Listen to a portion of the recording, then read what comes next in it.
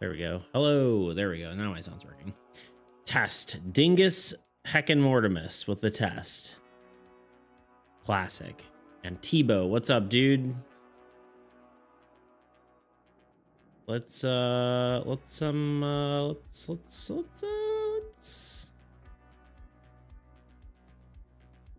get into it, huh?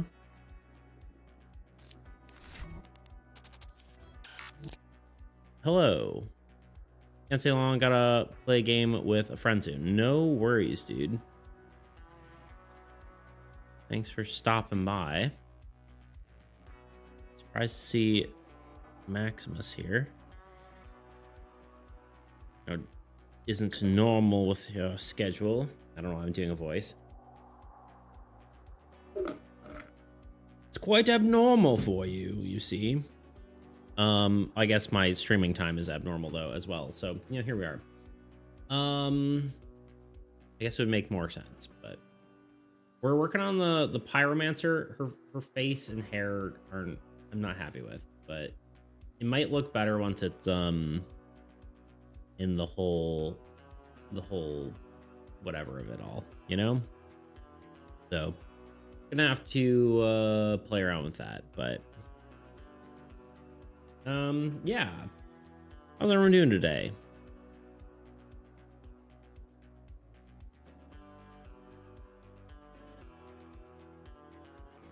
Let's get hacking started. I'm trying to think. Got someone saying stuff in the stream chat. Oh, Grot saying he's gonna make it late. Tomorrow's my driving test. Oh yeah. Do not wish me luck, for I shall not need it. Hopefully, I believe in you. I wish you skill and not luck. Just kidding. You've got it, I'm sure. To be fair, I failed my first driving test because I hit the curb while parallel parking, which is embarrassing, but you know, here we are. Sometimes you're young and you're not good at driving. I don't know. What can you say? Yeah, I feel like our whole head situation here I'm not happy with. I do like the flaming hair idea, but I don't think it quite works. I kind of want to look at some of my other fire reference, because it's kind of just feeling like the old Inferno art where it's like I kind of don't like the fire. It just doesn't look good. Whoa, Donimus and DDP at the exact same time. It's a yo and a hello. How you doing, guys? Unless I maybe just didn't notice one of them and then I just looked up and saw both of them. But we're gonna pretend that it happened at the same time and say I'm not crazy. How you guys doing? What are you up to? How's life?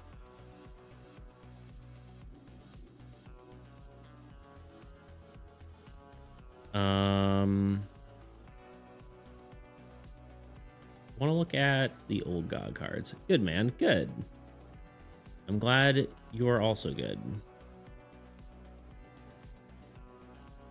Yeah, because if we look at Inferno, I mean, it's more, I feel like you kind of have to use the hair shape.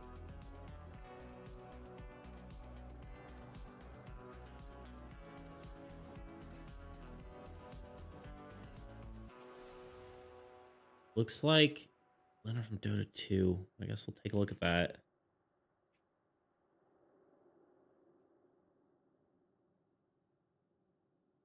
Oh yeah, it sure does, doesn't it? I feel like I've seen this character before, but it's certainly not where I was inspired by. But yeah, it certainly do. You're not wrong. Which is actually kind of good though, because we can look at some reference here. Like there's some cool art of hair fire. I would say typically she just has her hair down, and it's not flaming. But it seems like there might be some art of it.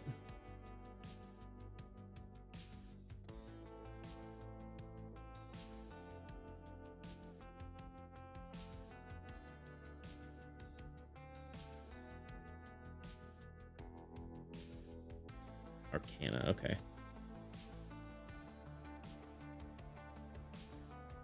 Well, Wikipedia somehow just crashed my browser, so... Wait, no, we're good. Doing all right. Glad to hear. Glad to hear, DDP.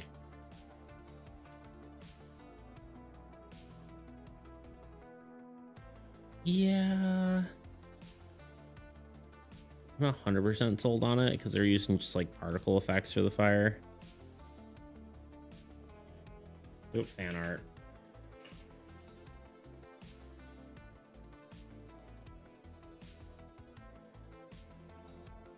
It's a good reference though. But yeah, I feel like I kind of want to redo her hair a little bit. Part of me wonders if I just don't do her hair until I put her in like the final piece and figure out how the fire should fit the composition. And also I don't like her head shape. It just doesn't quite work for me. But yeah, it's definitely is a good...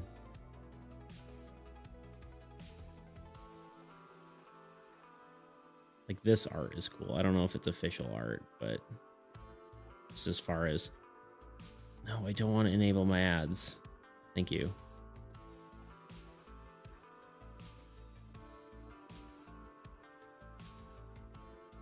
Like the hair and this one kind of works, right? Where it's... This is technically like... I don't know. We'll see. We'll play around with it. It needs more volume. I think I probably just make her bald and then we add the fire in post, you know? Fix it in post. But yeah, what are y'all up to today? What are you working on? What are you not working on? Tell me what's going on. Tell me what's good.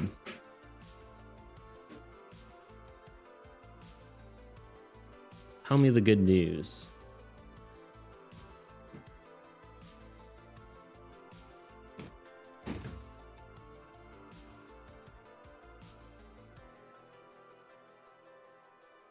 Another good reference to be Chandra. Chandra.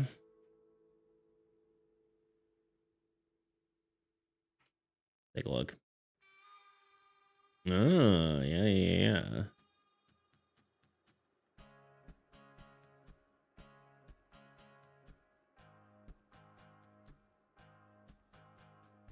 It's an interesting look. Like, it's like...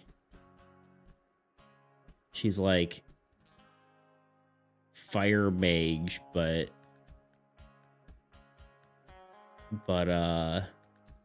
like almost like steampunk. Oh, cool.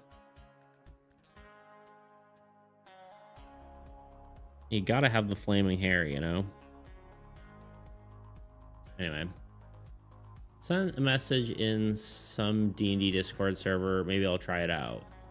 Probably text-based. Interesting. Nice. I did my D&D thing the other night, which I'm proud of myself for because I don't like... I'm not, like... I once call myself socially awkward, but more like socially anxious, I guess, right? Like, getting into a new social situation is... very nerve-wracking for me. So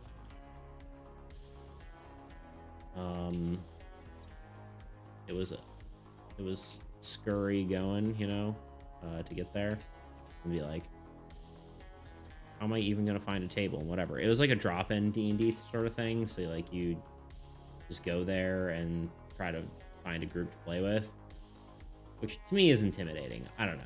It's really obviously not a big deal, but you know, it's one of those things.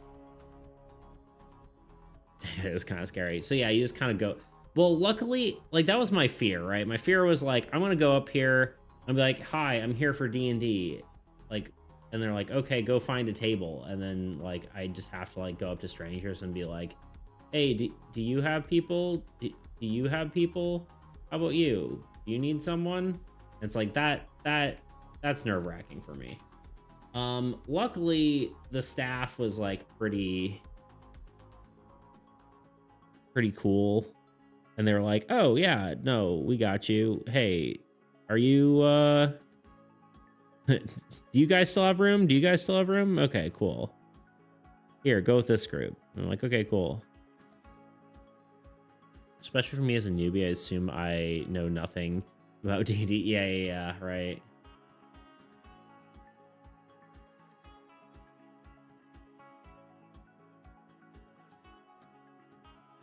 I'm kind of trying to decide how I feel about her hair. Like, it's not like bad, but it's also, I'm just not happy with it, you know? So I kind of feel like I should just start over with it. I think I was kind of rushing it at the end because we were like, you know, 6 hours into a stream. And that is a lot of time. I think what I'm going to do is I'm going to, I'm just going to draw ahead.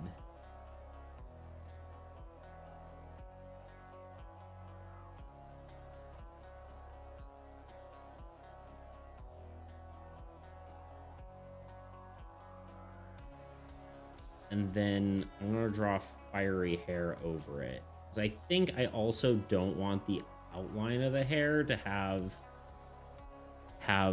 a black outline, because I feel like fire looks weird with a black outline. Yeah. So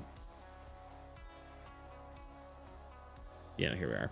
But yeah, no, it was kind of intimidating. I've played D&D before, arguably mostly as a DM and not as a player. I've played like a few times as a player, but it's been a very, very long time since I have. And whatever. I also am not like as big of a fan of one shots, because like, you know, it's drop in D&D, so they're going to be doing a one shot, but it kind of feels like you can't have like character growth and stuff like that, which is kind of like, I don't know, I like the overarching story of of D&D, right? I'm not really, I don't love, like, to me, playing a one shot is kind of like watching a random episode of a TV show, of like a random TV show, right? Like one that you haven't seen before. It's like, okay, here's a random episode, and then you're like, okay, that was entertaining, but I didn't really like feel like I gained a ton out of it. And then, you know,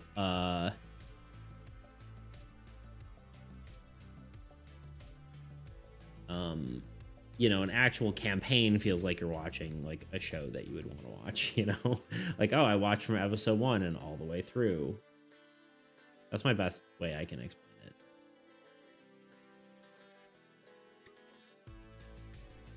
Of how it feels.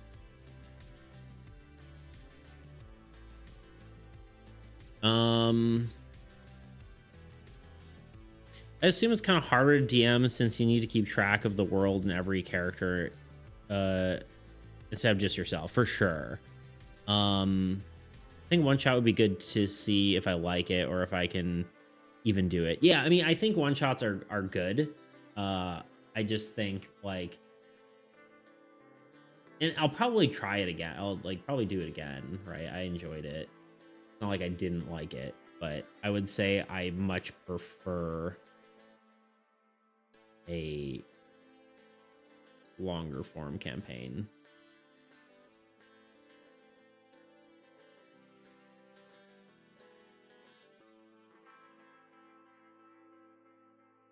I'm trying to decide if I dislike her head shape here.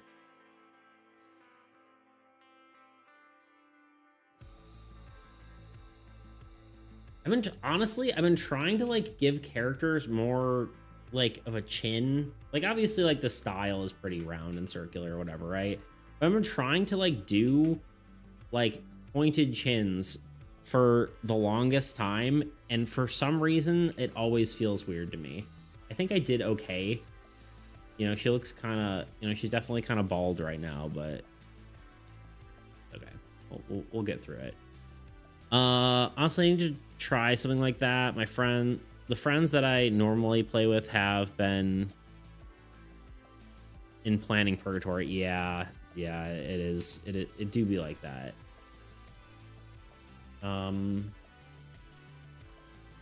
Yeah, I kind of feel that.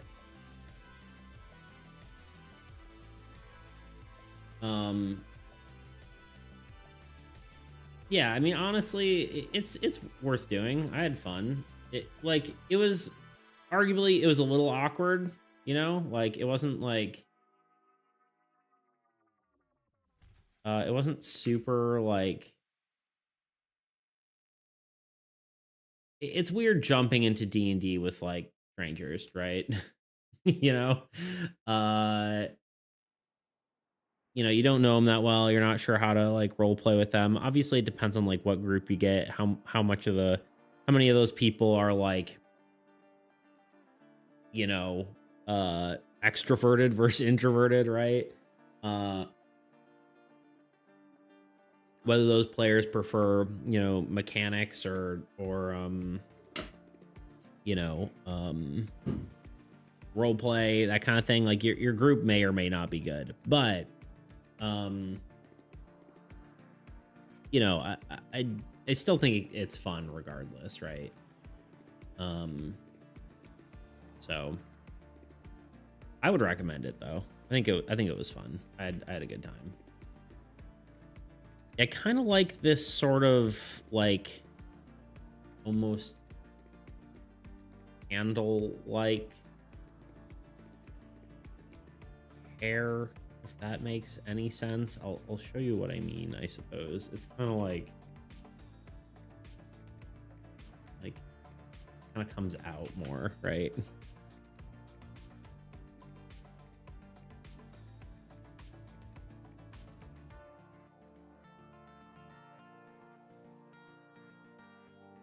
I guess I'm kind of seeing a better vision. Whoa, who dis? This is the Pyromancer. We're giving her flaming hair. Also, sup, Tuna? How you doing? Yeah, we started this on... Oh, this was actually on Monday we started, wasn't it? Because we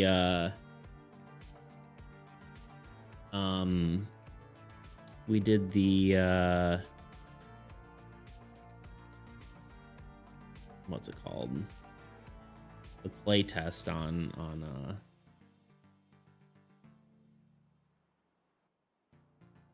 whatever the other day. Get in, no! Scratching my carpet. Yeah, she is a pyromancer. Of course, you gotta have flaming hair if you're a pyromancer.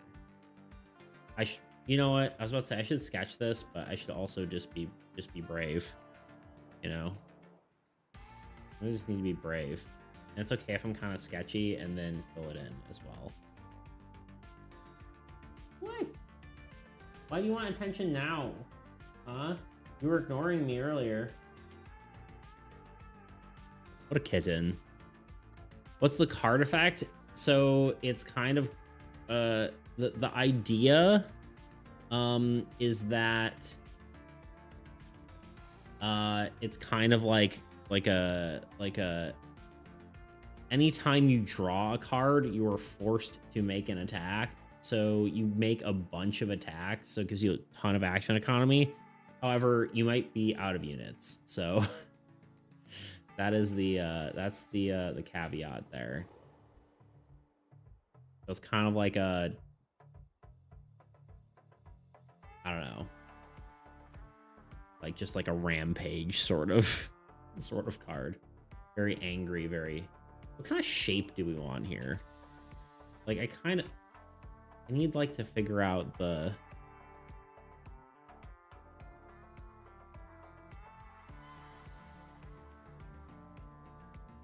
She's basically burning herself up. Yeah. It's very like kamikaze sort of attack. You're just like, all right. Yeah, I was trying to figure out what it should be, like what kind of mage it should be. I'm like an overloading mage or something. I'm like, oh, I feel like a pyromancer kind of works for this, huh?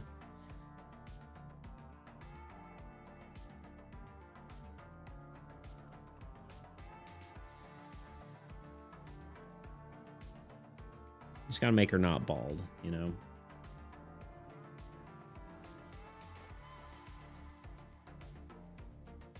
I also don't want to make her hair too crazy. But then again, it's also going to blend in the background. This is sort of like the composition I'm thinking, you know, sort of like rage mode, you know?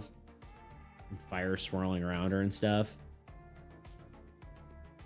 If you can picture it. I guess maybe in that case, her hair should kind of swirl around this way, you know? Are there birds out there, kitten? On. You can capture the kitten.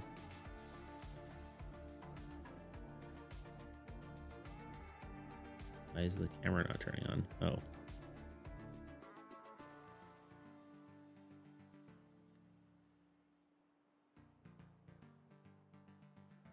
I don't know why it keeps being out of focus, but there's the kitten. Regal and majestic. Anyway.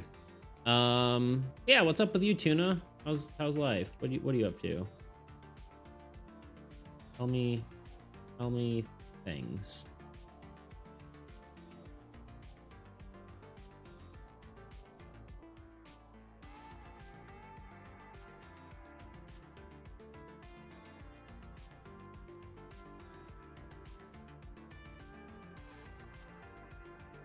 I feel like whatever I'm gonna do is gonna look ridiculous. Because your hair doesn't just float like this. My ear is killing me, trying to make it go away. Ah. That's no fun. What? Why? Why so? Why ear hurt?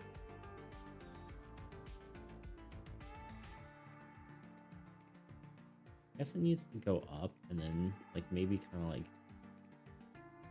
looks like what's her name's hair from Pokemon. Why can I never get Jessie and Jane? Yeah, whatever. Why did my brain stop working there? Jessie and Jane. Reason I got him confused for a second.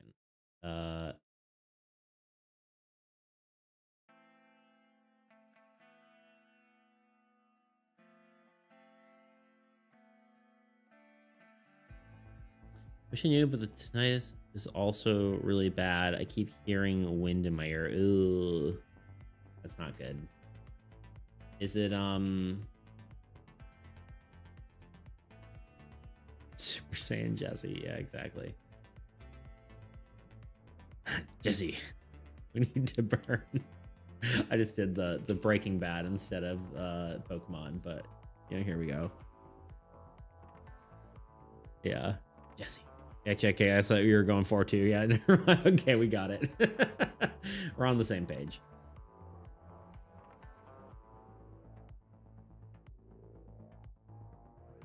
I like have a vision of how this is supposed to be in my head, but I can't articulate it.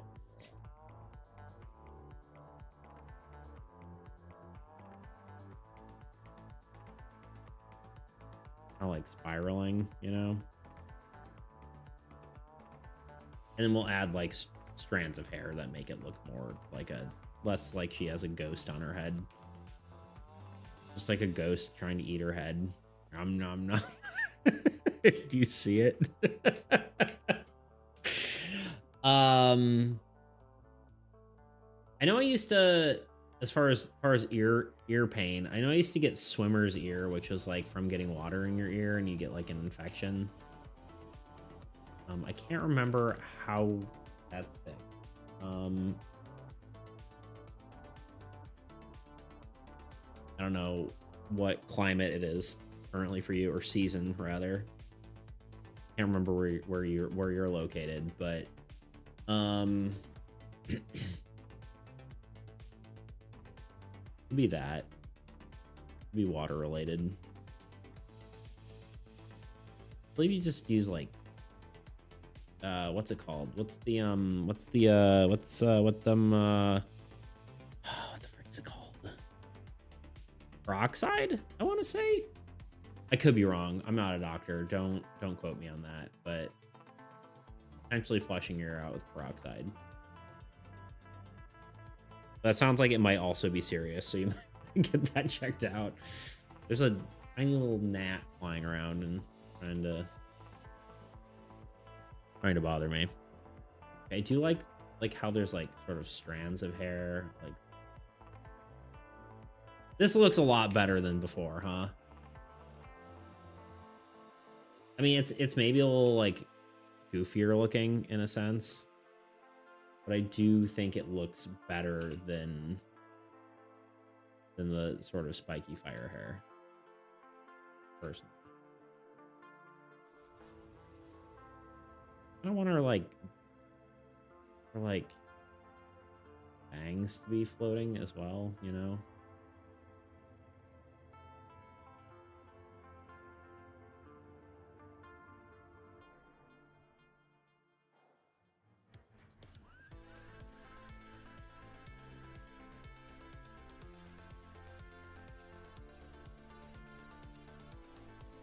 Give her a really big widow's peak for some reason.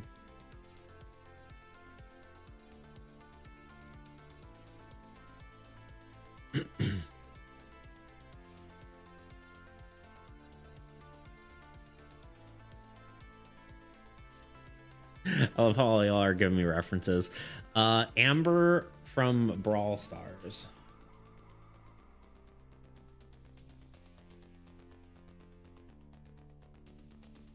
Okay, yeah, I see it. I haven't played Brawl Stars since forever. This is the game, right? Or am I crazy? That's a game, right? Yeah. It's like Super Smash, right? Yeah, okay. I was like, I'm pretty sure this is the game. I think it is. I was thinking of giving her like a I don't even know what it's called. I'll have to call it a tiara, but it's more like a circlet, I guess is the right name for it. Hey, what did I say? Stop scratching my carpet. He's being very, very naughty. Because I haven't been home. Oh, of course I get rid of the cat cam and she runs up there. There you go. And now she's gone. She's going out on her catio. I'm thinking like maybe like the you know, Scarlet Witch sort of deal, right? Where she's got something on her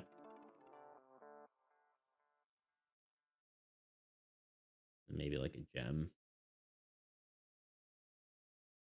What do we feel about that?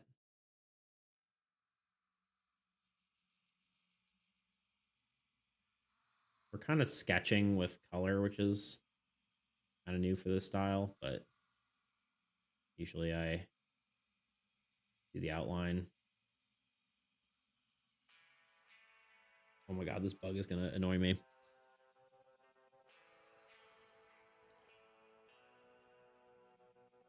I feel like that looks kind of cool.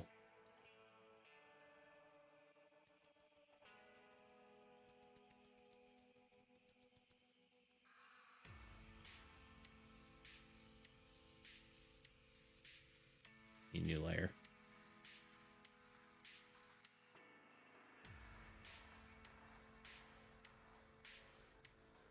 She Gray is Phoenix themed. Yeah, I was gonna say like a lot of that. I guess like female fire mage isn't a new concept, right?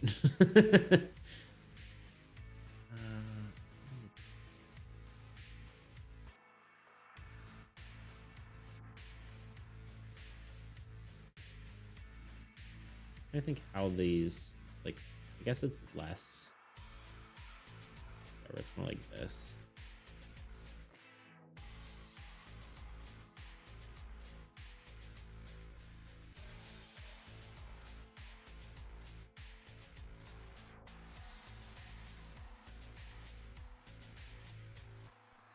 Yes.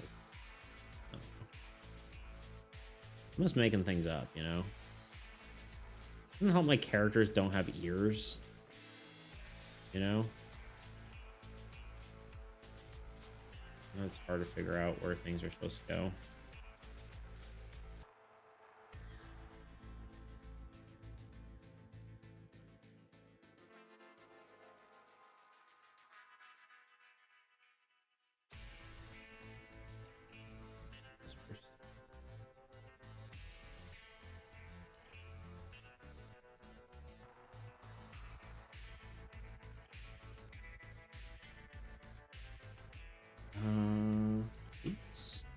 Oopsie. Oh, I didn't. Yeah.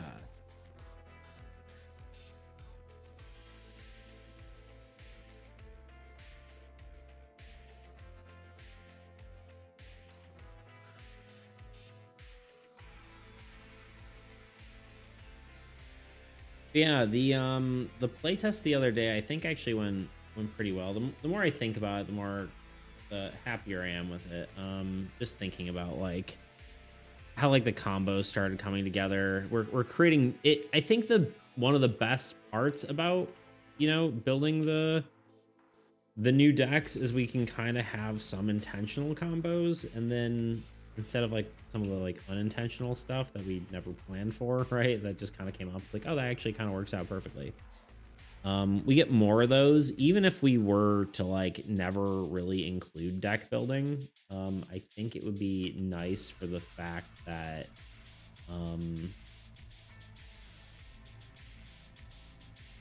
you know, we're getting more cool combos that can potentially happen.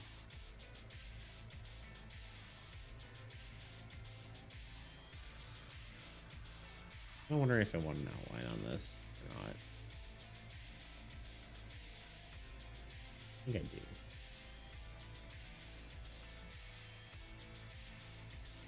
Like the mage deck seems like it can be cool. It's not quite there yet, but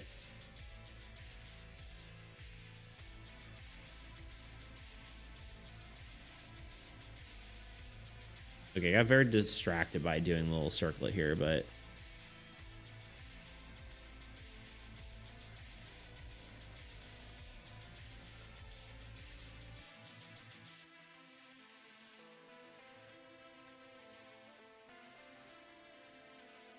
I think the hair is pretty much good though. We just need to actually fill it in.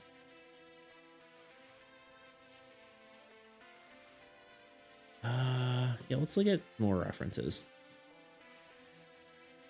Green gray.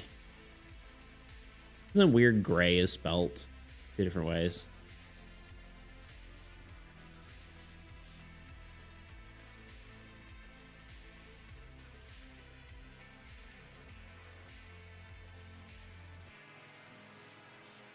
Yeah, I guess she's kind of got that sort of, well, some of them, she has a little circlet sort of thing. Which I guess is very superhero, right? Like, give something. I almost wonder if I should, kind of does make me want to do like some sort of spikiness on here. Like maybe like sort of a fire motif yet again, but I don't know.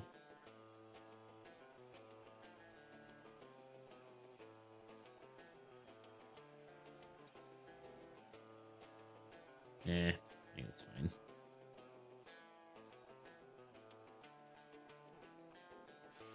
Okay, let's fill this in.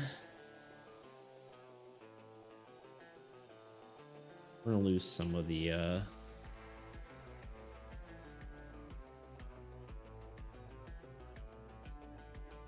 nice detail of the sketch here, but it'll be okay. All gonna be okay. Everyone calm down. No need to panic.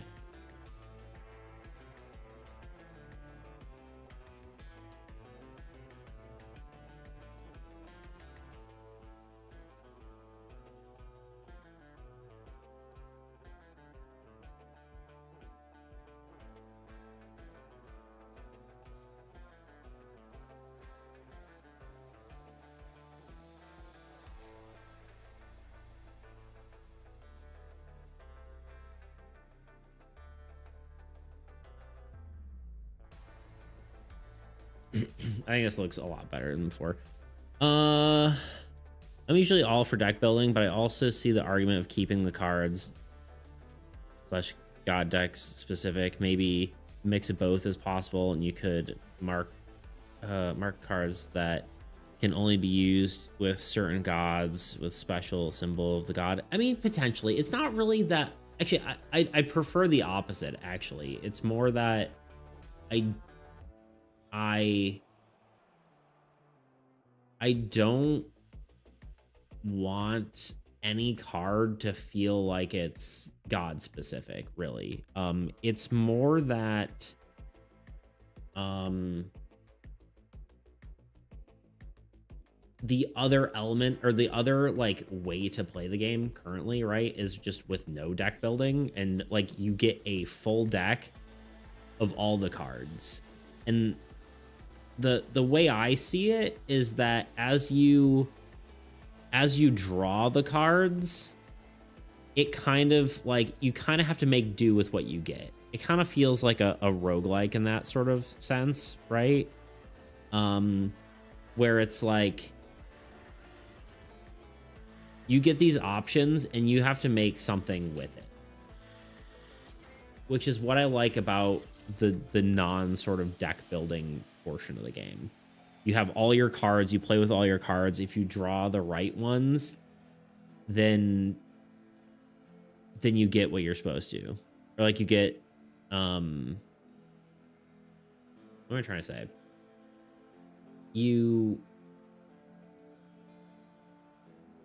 I just kind of was saying I kind of lost my train of thought and just started saying random things at the end. But yeah, I think you get what I mean, you know, right? Like that's the sort of other aspect of it, right? Where it's like you kind of have to make do with what you get. I don't know if that's like 100% the way it should be or what, but I think both, it could be played both ways, right? Like I think the game kind of fits the roguelike sort of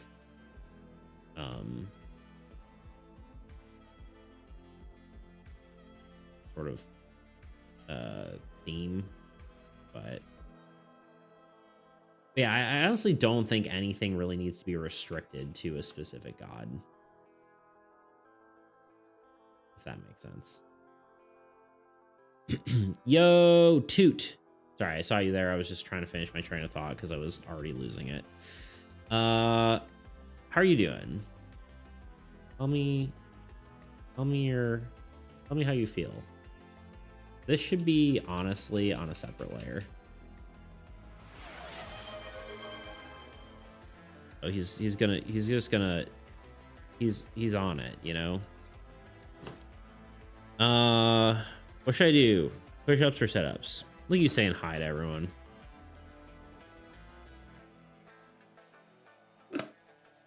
Technically I did push-ups last time, but I'll do either. I'll do whatever you tell me to this time. What do you want me to do first? Sit-ups, okay.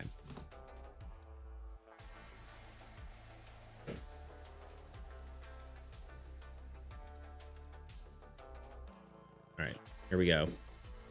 Setup time. Here.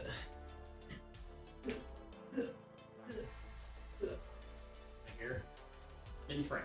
Enough. Well enough.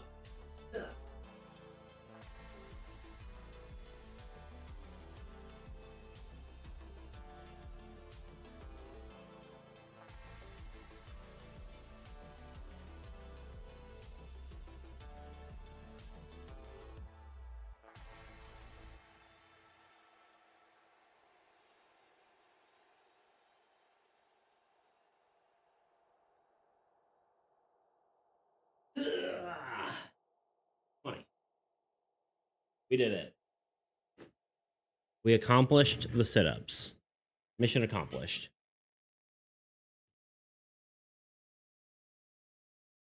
Toot found a new way to spend Bitcoin, you know?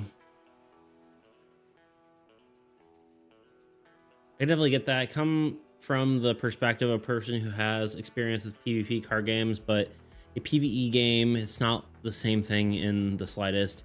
If PvP was a side mode, then deck building would maybe be more needed, but in PvE can complicate the balance of the game. It's difficult. Yeah, for sure. So deck building definitely affects the balance of the game. It definitely makes it much easier, right? Which is almost why like sort of like a campaign mode would be cool, right? Where you kind of collect cards over time. Would be kind of cool, but you know, we'll see. I think both modes are totally viable, and we could have both, right? Like there's a random mode and a deck building mode. All right, quick question. How do you decide on what colors to use? Like in my color palette, or you mean like just in general? Like when I'm trying to decide on like a specific piece? Like when I'm drawing this character, like, oh, what color should I use for the hair or whatever? In general, if you make a palette. Well, I do have a palette. So this is my comic palette. I'll show it just for half a second. I know I've showed it before. I don't remember who's seen it and who hasn't. So I was making a comic. I never really got super far with it. A blanket shaman. Basically the idea of it is like it's a anything you pretend to be something as a kid, it was real in that reality. So like so if like you have a stick, it's actually a sword. If you have you know, a pots and pans, you put them on your head, that's actually armor in this world. So that was kind of like the vibe of it, but that's kind of beside the point. All the colors in here are from like all the entire color palette I made you know, when I was doing this, right? Then I was like, when I was making this new thing, I was like, okay, I may as well just use the same color palette when I was doing, you know, armies. I was like, okay, well, I don't really have a ton of time to like think through stuff, so let's just use the same color palette. I knew I kind of wanted to be a cute sort of art style, so I figured it fit. And so yeah, that's kind of how I got the palette for this. It's kind of, I just stole it from myself. I'm trying to remember how I came up with the palette in the first place, though.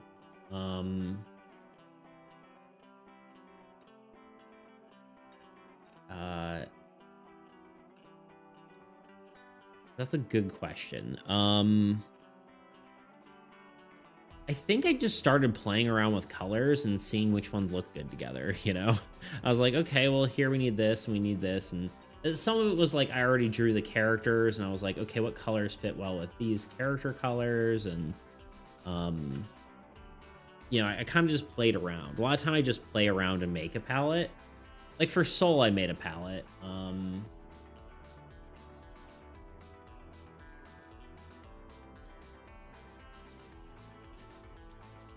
Let's see. I can show you here.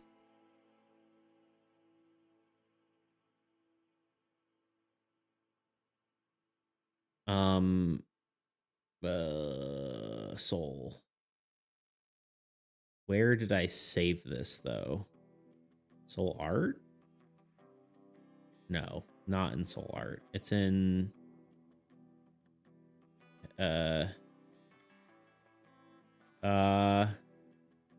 old Soul Game. Oh, here it is. So I kind of, what I did is I actually sampled a bunch of stuff I liked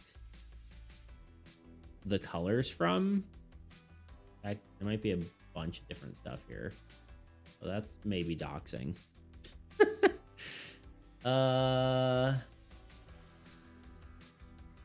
There's like a Facebook post down there. I think it was just some art. Like I just took colors from a bunch of different art pieces I liked. I took all of these and then I pared it down to the ones I liked the most, right? So I just sampled the colors from stuff I liked. And I got all these colors. And I'm like, okay, well, I don't need, you know, 12 blues. So let's just pare it down to the ones that work the best. And then I kind of came up with these colors, right? And these were for different abilities, so this is less for like artwork, but it's kind of how I, you know, a lot of time how I sort of try to find a color palette. That's what I mean when I say next level. Thank you. I guess I also did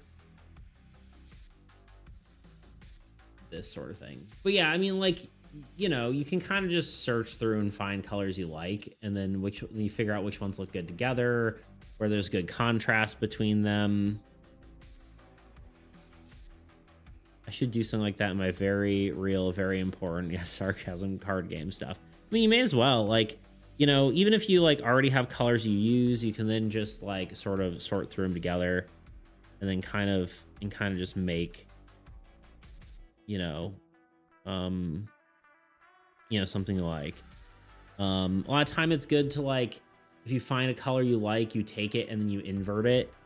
I like doing that a bit because a lot of time it ends up as like the opposite color. It's also really useful because you can actually save you can save your colors into a palette in like Photoshop. I'm sure you can do it in other programs as well, but then you can kind of get, like, you can just sample these colors much easier. So I have like a Soul set of colors, and I've got Blanket Shaman colors that I use. But early as heck. Good morning, everyone. Yeah, very early. Sup, Thunder. I know Tuna said something here. Give me half a second, because I want to show one other thing. I think I might actually have my palette.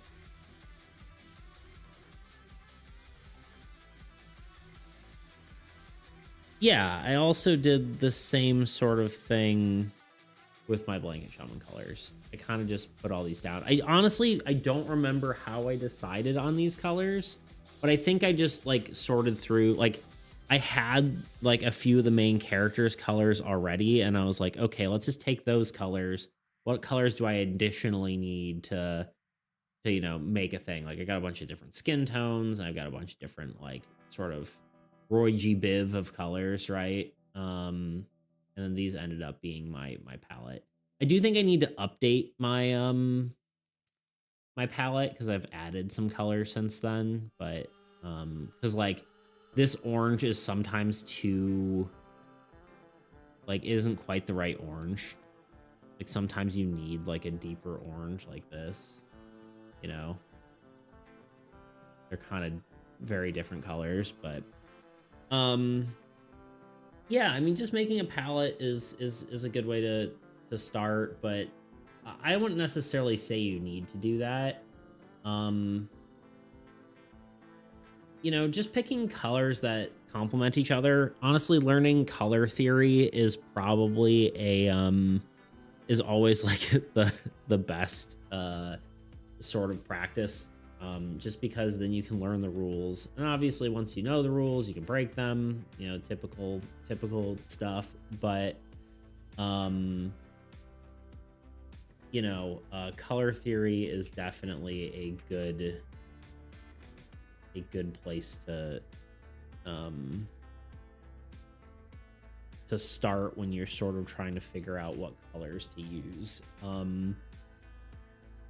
If you want, I can go over that a little bit too, but by the way, I've been thinking about a turn system where players get to go at once, and the idea is that you get to place cards down at the same time, and in the attacking phase they also go at the same time. But the issue I'm facing is the attacking mechanic I thought kind of complicated to keep track of in real life. Yeah, I feel like, I mean, I've seen that where you kind of declare your attacks, but yeah, it is kind of difficult to like declare and then it, like, without writing it on a piece of note paper and be like, this is what I'm doing, and then you flip it over and then you both like have to resolve that. That could be kind of interesting, but 1633 for me in the year 1633. 7:30 over here, right? Yeah. But good afternoon over there. There you go. Thanks for getting into colors and design. Or thanks. I'm getting into color and design a bit more at school, mostly how websites look. On the as a side quest, I also been being better with colors in my, I don't know if I can call it art, but no, your art's good. I like it. It's art. I agree. Really slows down the pace at a point. That yeah, that's true. I can see that. I mean, honestly, the biggest thing you need to know about color theory is just, you know, your primary and secondary colors, right? I'll go over it just for anyone who's curious. So you got your primary colors, right? Red, yellow, and blue. Of course, you should try not to get this confused with the primary colors of light, because that's different.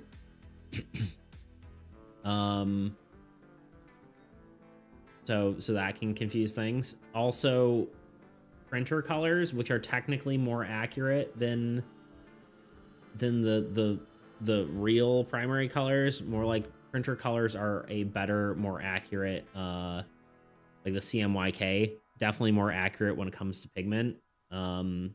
It's just this is much more simple because it's what everyone already knows, right? And it's, you know, negligible difference really when it comes down to it, unless you're doing something like the teal and magenta sort of thing I do. But of course, in between you've got your orange, you've got your green, and you've got your purple. The biggest thing, honestly, to keep track of is complementary colors. Complementary, and then God, what are they called? What are they called when they're next to each other? Oh God. Like a color family. I can't remember what it's called, right? But like, you know, anytime you want to do a color combo, I really like to do two complementary colors, which are colors on the opposite side of the color wheel, right? Blue and orange. Who would have thought? I like blue and orange. That's probably my favorite of the primary ones, you know. You know, yellow and purple are good. Blue, yeah, right.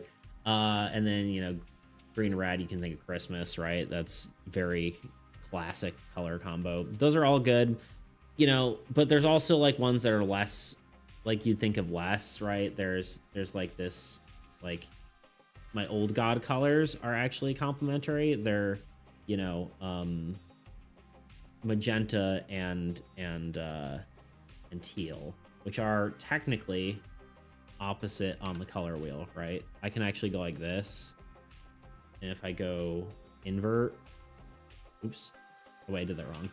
Hold on.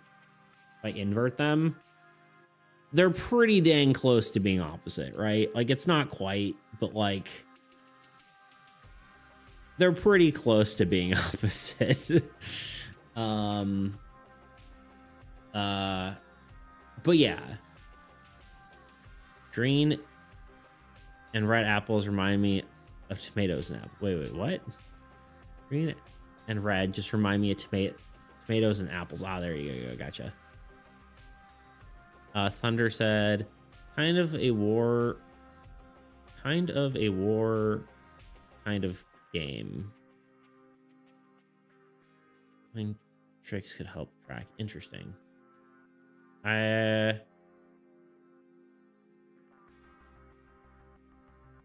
I don't understand either, unfortunately. I need more context. But yeah, just complimentary, or like, you know, a color family. So it's like, okay, we're making a character that's, you know, fiery. Let's stick with these three colors, right? So limiting your color palette is a big reason to, or a big thing to do as well. Because if you use every single color, a lot of time it's just gonna end up kind of muddied. Didn't realize I was getting color education today. Yeah, I've researched color theory a lot. I don't know why. I just think I just find it interesting, but yeah, I got kind of distracted with that, if I'm not gonna lie. Hopefully that was useful. The other thing there, I had another point and now it's gone. Oh yeah, just limiting your color palette. One of the I had this in like a short I talked about, but like how you can relate different art forms together. One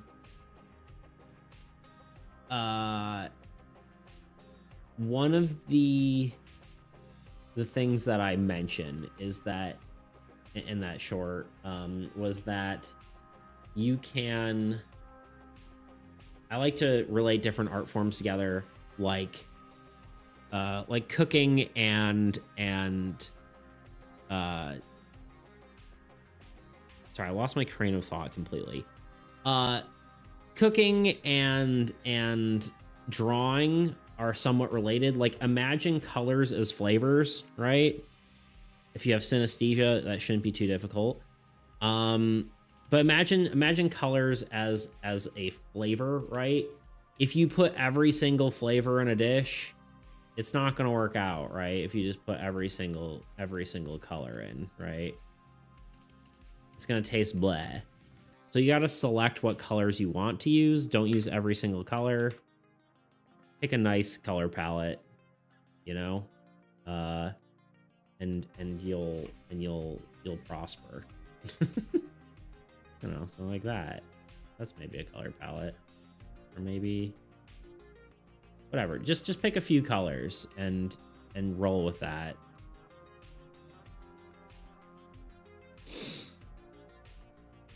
Okay. Last stream, when you rated Mosta, he opened my eyes with his advice about hue shifting. I'm trying to use in my art now. Yeah, hue shifting is actually really cool. Yeah, Mosta is awesome. The attacking mechanic I thought of is kind of complicated to keep track of in real life. I thought that since it's cards versus card, why not make it a trick when he says keep track? Oh, or am I thinking down the wrong path? I think I see what you're saying. No, it's not to keep track of. So what Tuna's talking about is potentially making it so Armies Against Entropy could be a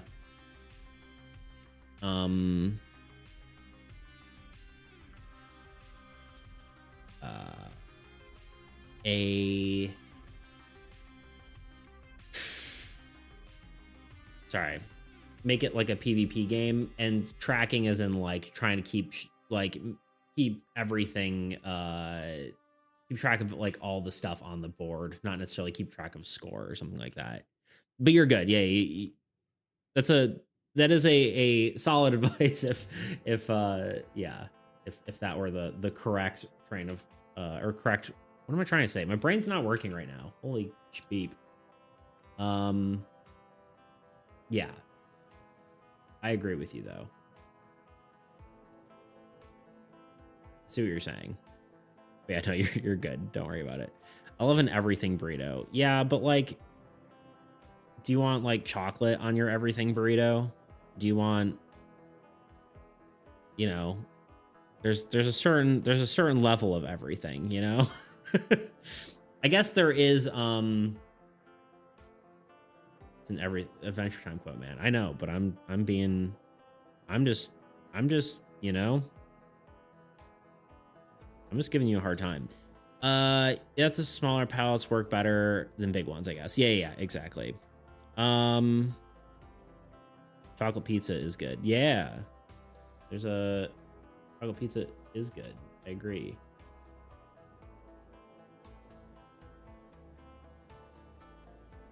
Yeah, a chocolate pizza place where I used to live.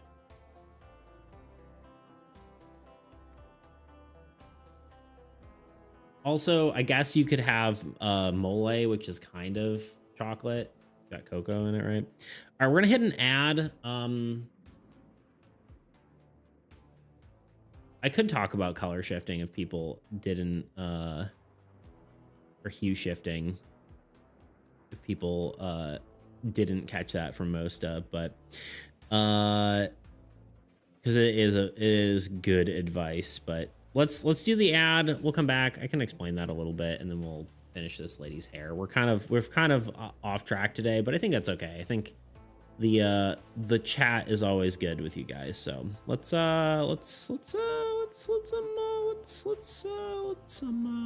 an ad. So I'll be back in 3 minutes and we'll have an hour free of stream time. So I'll be right back.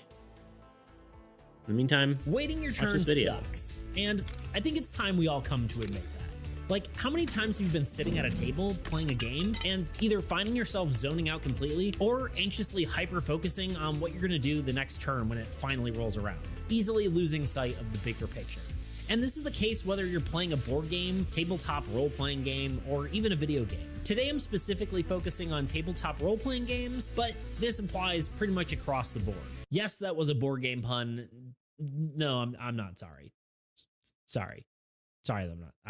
Whatever. But what if I told you I devised a way of making your turns not just bearable, but actually fun? Now I'm gonna tell you about that. So, yeah. One of the things that helped inspire this idea was I was reading through comments on one of my previous videos. I had proposed a slot-based inventory system that ties health and the inventory system directly. As you get hurt, you lose access to those item slots. However, I didn't really have a good way of determining which slot actually got damaged. I had suggested random chance by rolling some dice, or maybe allowing the attacker to target specific slots. But a few comments suggested that instead, why not let the defender choose? And I don't know why this didn't occur to me before, but it's brilliant. It's like improv as a game mechanic, the yes and of combat.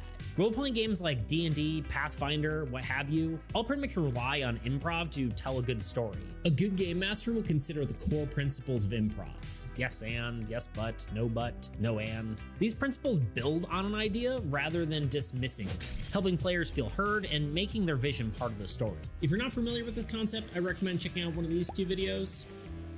They explain it better than me. But why shouldn't these concepts be used in the mechanics of the game as well? Combat especially. Most parts of the game are a give and take. A player may want to do one thing, and regardless of whether they succeed or not, their actions should impact the narrative. But instead, a player is often left passively waiting for their turn, disengaged from the flow of the story and the game. A good game master wouldn't dictate how your character feels or force them to act. However, most systems break this rule when it comes to a player taking a hit. When it comes to combat, most players are supposed to wait their turn, take their beating, and move on. They have no choice in the matter of what happens to their character. This feels like a forced interaction that detracts from the collaborative storytelling spirit of role-playing games. So why shouldn't these improv concepts also be used in the mechanics of the game? So with all that in mind, let's bring it back to our slot-based inventory example. Say an enemy attacks a player. The players defend, but instead of having some binary options of yes, you get hit, or no, you don't get hit, why not give the player a mechanical option for something more interesting like, yes, you hit me, but I deflect the sword into my shoulder, narrowly missing my head. This brings the yes but sort of concept into the mechanics and makes the interaction more dynamic and engaging. This solution not only fixes boring turn-based waiting, but also makes the game feel better overall. For one, it helps players stay engaged at all times and be invested in the game. Second, it allows players to actually participate when it's not their turn. Third, it makes negative outcomes feel less bad because the player actually had a hand in the result. This one is especially important because I received a lot of comments about punishing systems not feeling good because players feel bad losing things. And lastly, it helps the narrative by making combat explanations more organic and immersive. This is cool and all, but right now it's all just talk. So let me show you how I'm actually going to implement this. So not only are we going to use the idea of allowing the player to choose where the attacker hits, but we're also going to implement it into a larger system, allowing for players to have even more options when it comes to defending. The system involves having two different types of defense. One is evading and the other is enduring. Evading is like what you would see in other games, an all or nothing sort of mechanic. You can choose to evade and not take any damage at all. However, if you fail, the attacker gets to choose what slot gets hit and you take full damage. When you're attacked and you choose to endure it, you instead get to choose which slot is damaged. Both successes and failures will result in taking damage. However, both will be reduced damage in comparison to failing to evade an attack. And of course, a successful roll when enduring means less damage than an unsuccessful one. I haven't totally figured out what the numbers are for succeeding and failing and what that actually means, but there's a lot going on.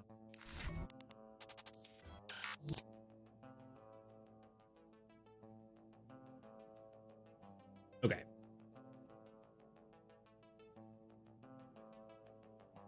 You get Tom Holland ads every single time. That's wild. Is that Lego one? And I'm back from the ads. I had an idea. I like the idea of chocolate pizza, but we need one from DQ that's the same fudge on their cakes. There you go.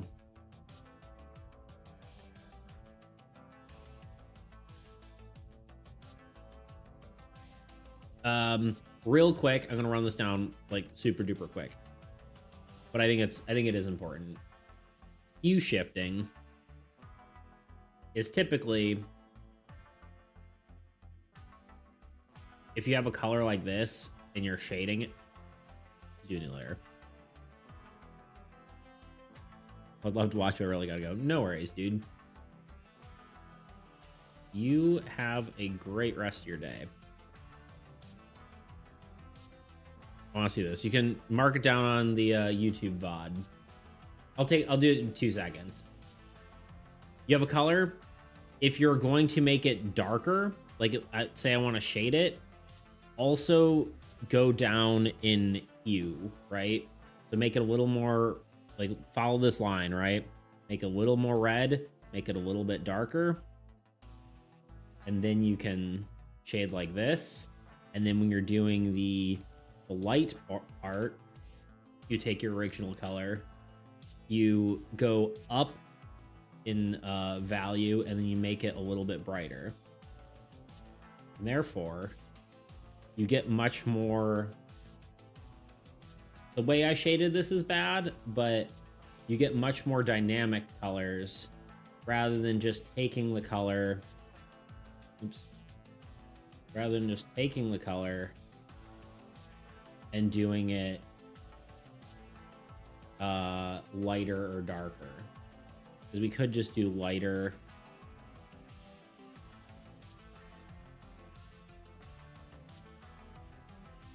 and darker.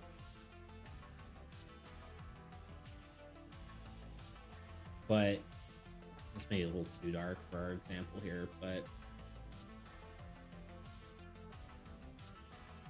look at the difference between that, right? There's one looks like it has a lot more depth, right? Maybe back later, but yeah, watch the VODs. Also 5% battery. No. Maybe back later, but I don't know if you'll still be live. Yeah, we'll see. I'm not sure. I do have stuff later on, but we'll be going for a while. But yeah, look at the difference between that, right? All right, I ate a dried mango. Now it's stuck in my teeth. I knew that was coming. 1% now. No, Grot. But yeah, that's the concept behind that. Is that if you're shading, you should use different values as well as hues. Goodbye, Grot. It was nice knowing you. All right. Push-up time. Come and grab your friends. Go to very push-uppy lands. Oh God, there's my camera. Why is this not working? Like, why can't I find the right angle here? Whatever, that'll work.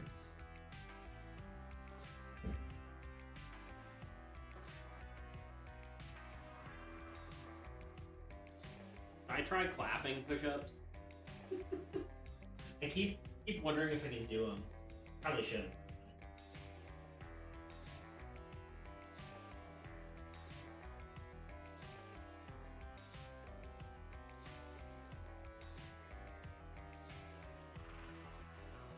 Do you think I can still do a clap push-up?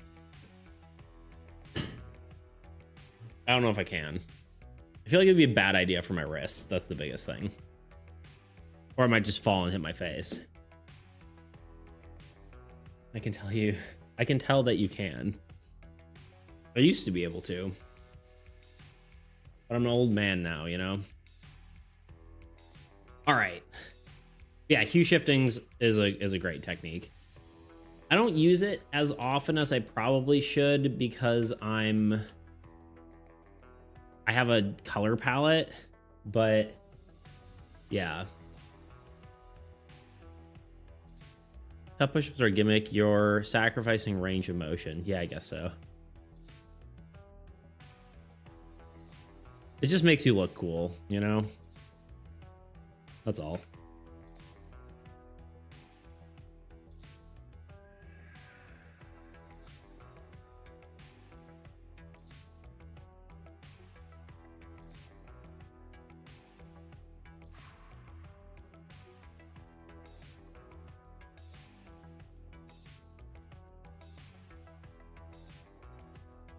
I knew you were gonna say that.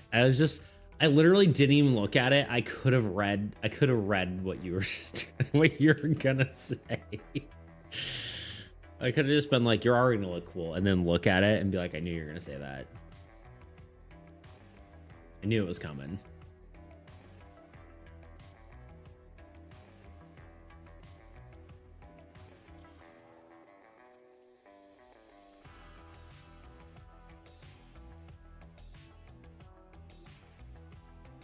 I like hue shifting because it helps make my art cuter, but I don't think it works for all art.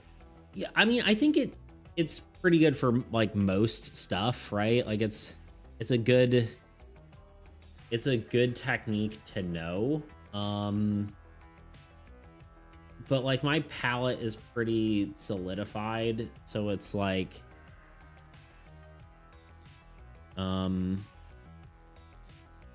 yeah, it's kind of hard to incorporate into this style because I already have such a, you know, I mean, so the thing is, I kind of like my shading style is very different than that.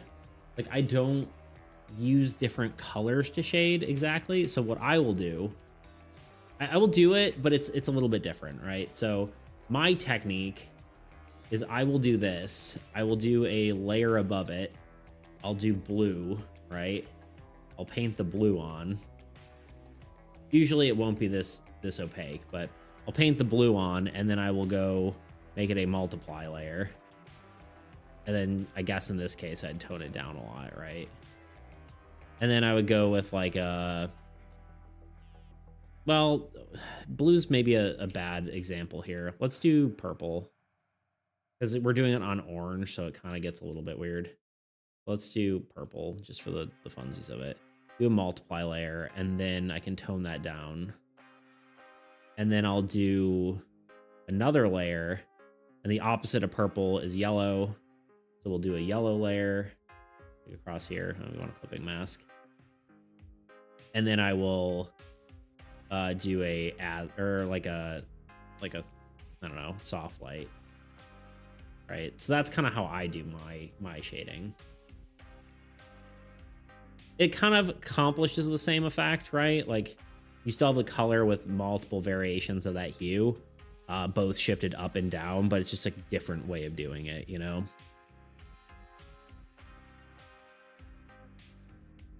So there you have it.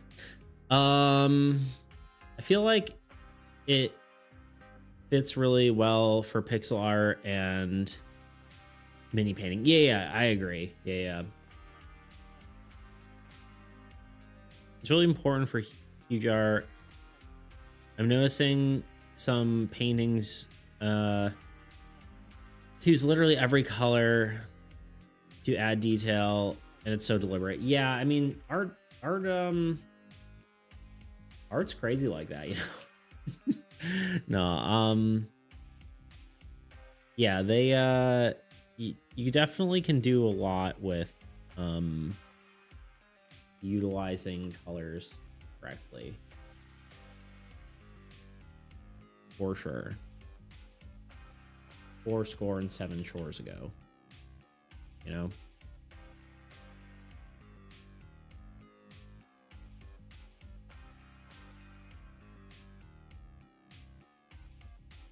Okay, don't let me overdo this.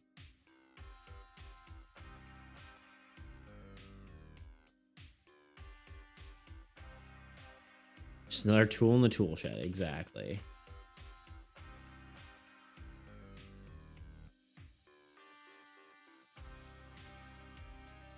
I feel like I'm gonna like add too much yellow, and I'm trying not to. You know what I mean?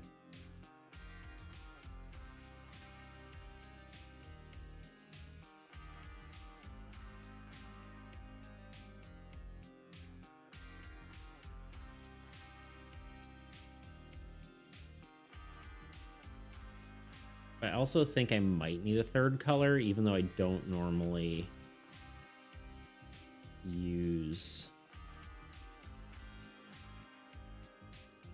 I think I usually only have this yellow and orange in this style for fire.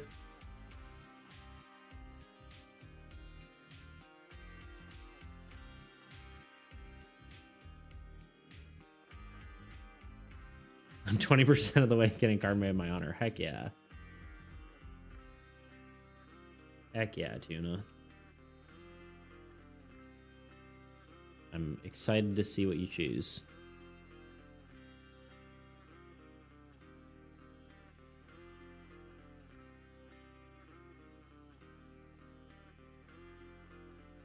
That's how I imagine every ginger. Oh, man.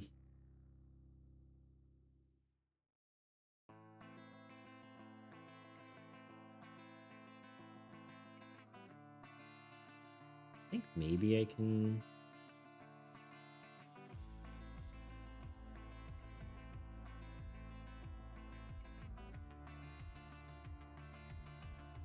I don't know.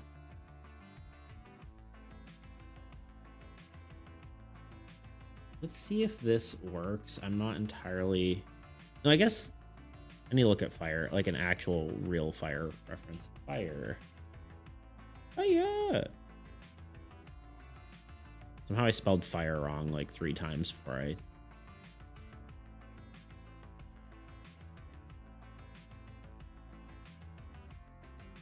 Yeah, the brighter flame is obviously closer to the source. So in theory, her head is the source of fire, right? We could, in theory, like this. I think kind of works. I don't really want to overdo it, like I said.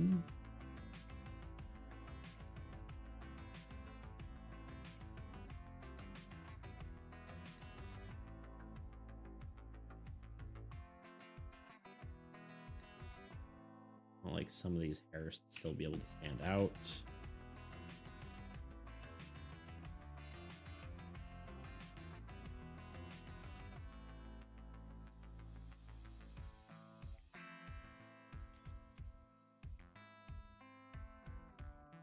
Oh, hells.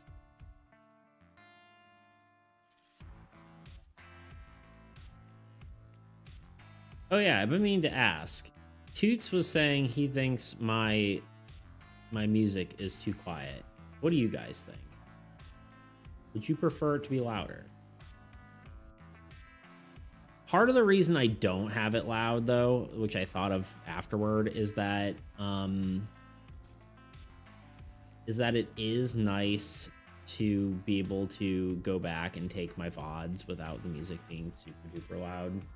I can technically put music over it if I want to, but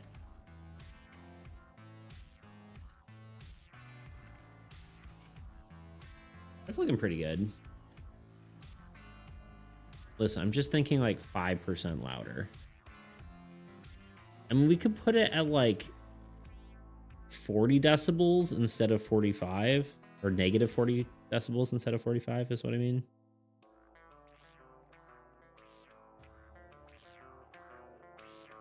Like that.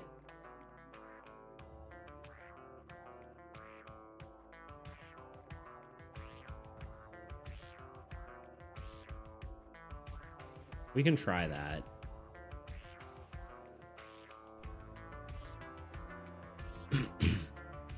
Okay, and the one thing I want to do is I do want to have some of her hair over her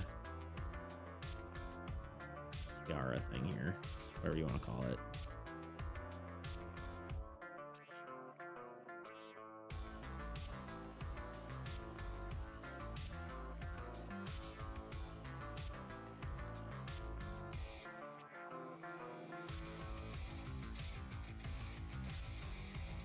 Looks like her eyebrow if we do that.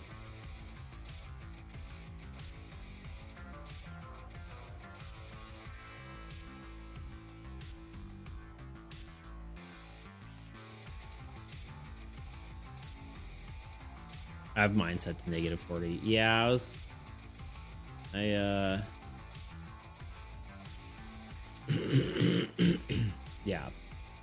I don't know, I've never been sure. I usually like -45, -40 is, you know, around where it's supposed to be.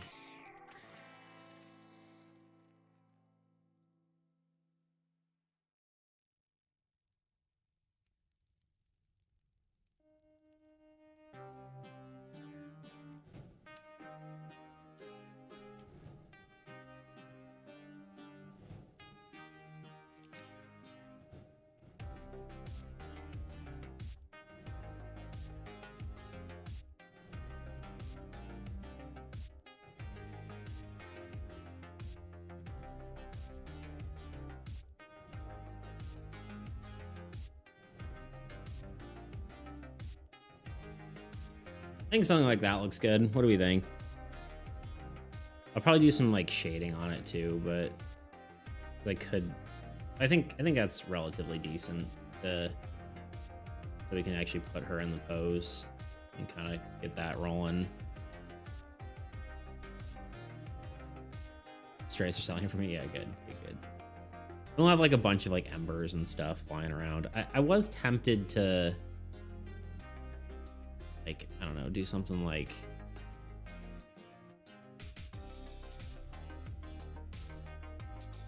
and this I just might do something like this more in the shading of it, right?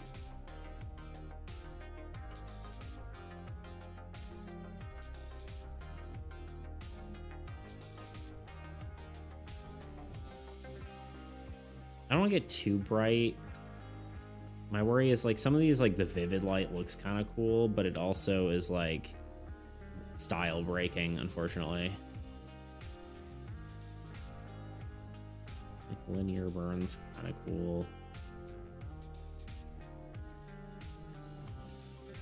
I'm gonna watch my phone for a little bit. Yeah. I don't know. This will probably all be done later. For now, I think it's okay. I'm starting to like HSL more than RGB. Honestly, I don't really know enough about color modes, if I'm being honest with you. Okay, this is our girl. She's done.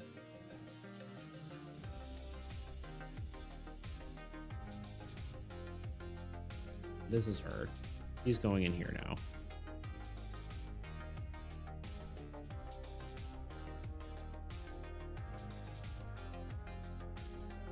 We may have to modify her a little bit, but we'll see.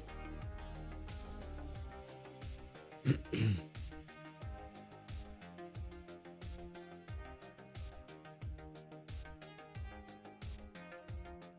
know what I'm gonna do? I'm not gonna do the full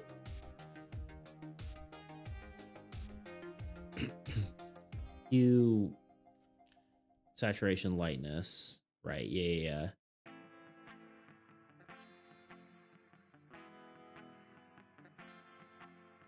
Well, yeah. I guess I see what you're saying. Yeah. Like using HSL but versus RGB. Yeah. I gotcha. Yeah. Yeah.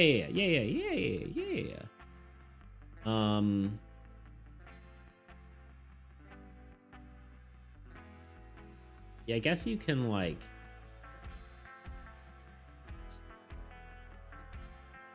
it's easier to adjust colors. Yeah. Okay, I agree with that. For sure. A for transparency. Alpha, yeah. Yo, alpha.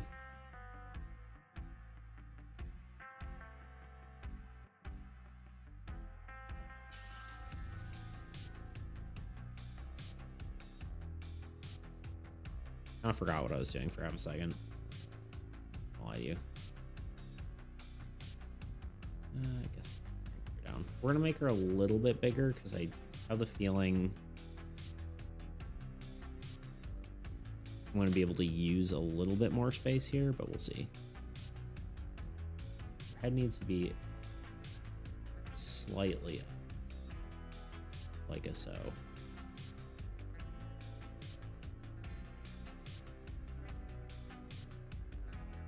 Her body can be slightly turned as well.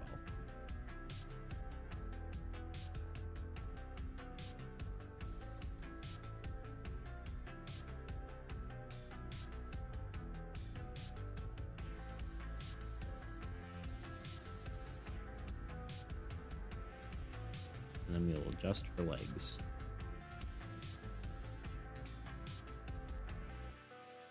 Which I don't know what layer they're on.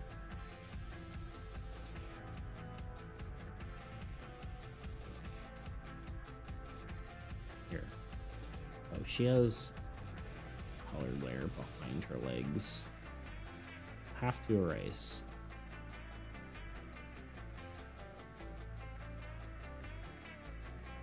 The worst part about this style is it's really hard to get good dynamic poses. Just because they don't really bend in the waist. You know?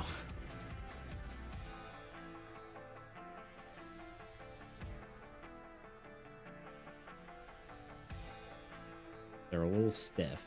I suppose I could bend them in the waist, but it's just like...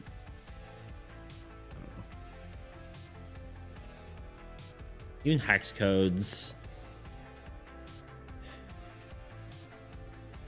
Yeah, okay, yeah, for sure. Yeah, I was kind of blanking out on what you meant by that, but yeah, I would say usually use I don't usually use RGB. I mean, I usually use this, like this selector, right, which is, you know, hue, saturation, no, wait, this is saturation and lightness and darkness, right? You obviously can have like different color pickers, but like if you go to this one, right, you can change this out. But I don't know.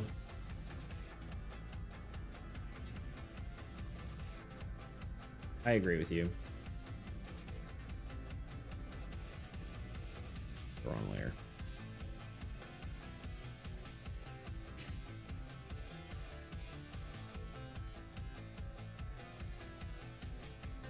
Do surgery on her leg here.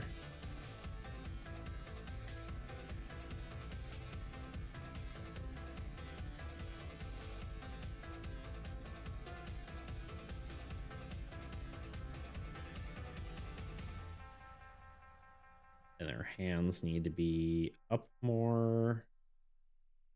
And those will probably have fireballs on them anyway, so.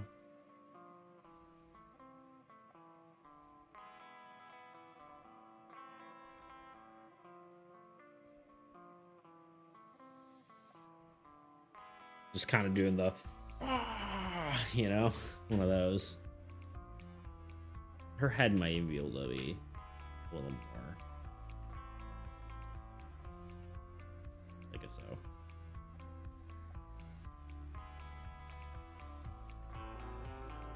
Left ankle surgery. Yeah, exactly. Looking sick with the pose. Yeah, I think it's actually working more than I thought it would. The only thing now is trying to figure out her scale here.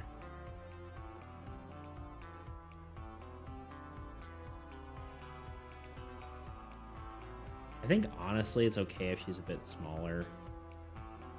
I'd rather the fire be sold than... This is Maria when I don't do the dishes. Oh no.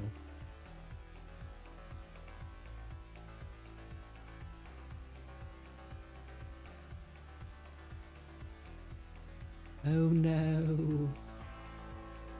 What if we put it under here? You can kind of tell.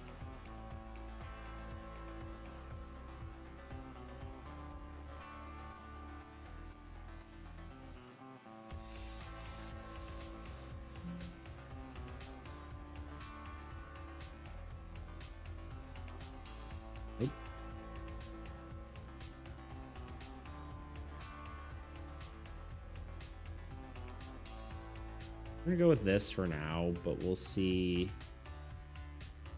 We'll see if it actually what we want or not.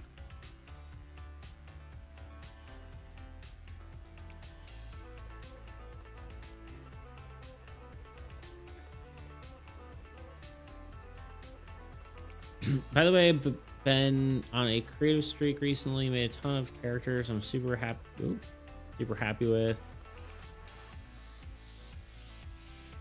And maybe a bit of progress on the story, but the biggest issues I'm facing is giving the main character any reason or motivation to interact with or encounter any of the million factions, characters, or locations I've thought of, and share some of the details, get your perspective on it. Anyone chat? Yeah, you can go for it. Is this one of the ones you've talked about before? I know you mentioned one. Yes, we want to hear about it for sure. I know you mentioned a few different ones before. I wasn't sure if this was one that you've already talked about. Uh-oh, yawn.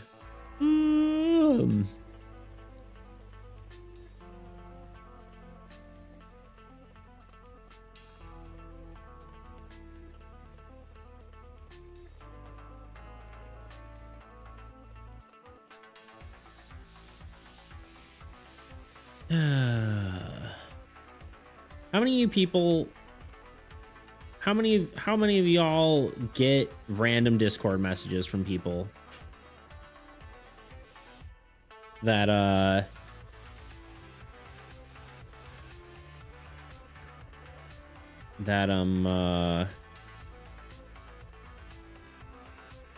never. I was gonna say they're just trying to solicit art from you.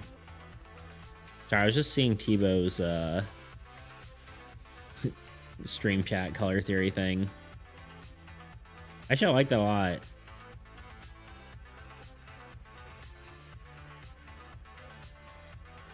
Looking cool.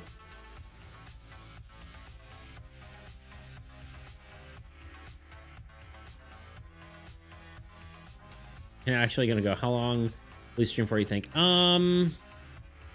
That's a good question. I probably shouldn't stream for more than 3 hours, but I'll probably, at the very least, I'm gonna finish this card. But I've got my brother's birthday festivities later on today, so I'll probably have to do that. I mean, not probably have to do that. I mean, I'm going to do that, but I just don't know what that looks like yet. Exactly, like when I need to leave to go do that. So I probably shouldn't. I should probably go over there earlier rather than later, is I guess what I'm getting at. Happy birthday to him. Yeah, I'll let him know.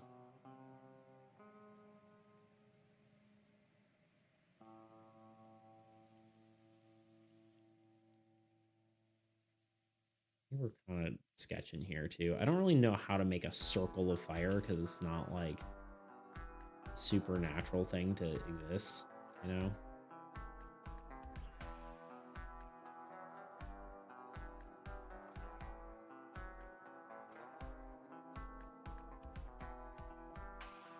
This will be like wrapping around her as well, but I'll probably find a way to do that. It's my brother's birthday too. That's crazy. That's crazy. Bros Day. Happy Bros Day. I guess some of this should be like kind of like trying to move upward, but like she's using her magic to like make it spiral around. So it's like she's moving it in this direction, right? In a circular pattern. But the fire, because it's fire, wants to move up. So we get some like in between vectors. The best way I can put that.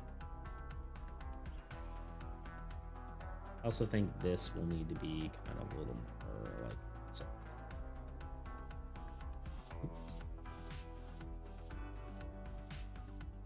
I don't even know how I pulled that up.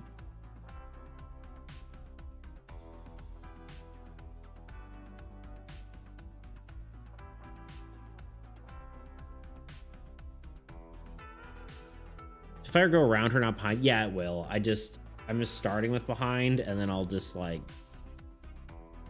well, I guess, yeah, I don't want the one above her on her hair going. It's spiraling around her, right? So like the stuff by her feet and the stuff by her waist would probably be in front of her, but the stuff above her hair will probably go behind her, right? That'd be the thought. And I'm probably also gonna have a little bit of fire on her. Yeah, I'm just kind of getting it in place first, and then I'll figure it out.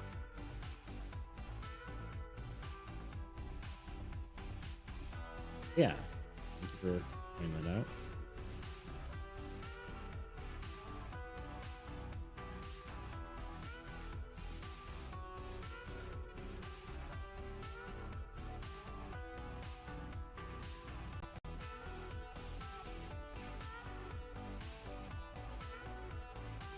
I think that's gonna be cool.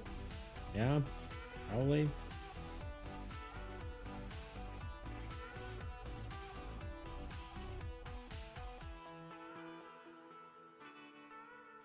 I'm debating whether or not to show like where to place her in the center of the card.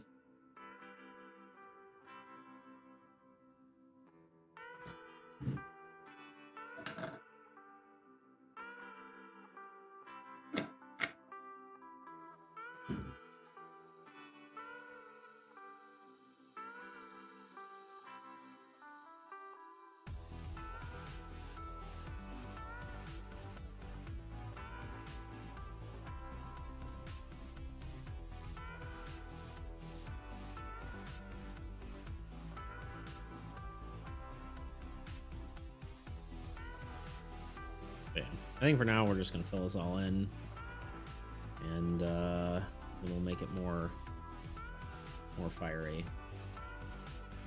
The only thing is, I don't necessarily like how it's the same color as her hair. I'm gonna have to kind of play around with that, because I don't want her to get lost in the fire too much, you know. We'll see.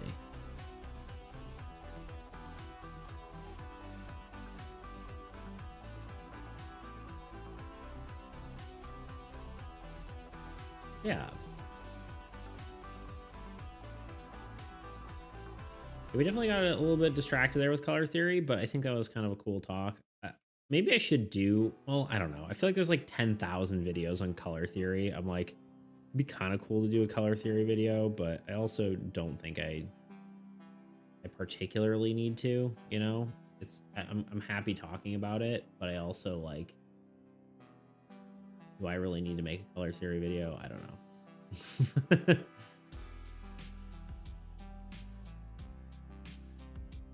Hello, King of Beat. Hello, hail and well met. The Grotesque returneth from the grave.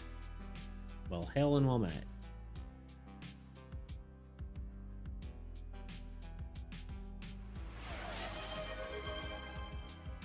I knew it was gonna happen, like almost instantly. All right, more setups. Let's do it.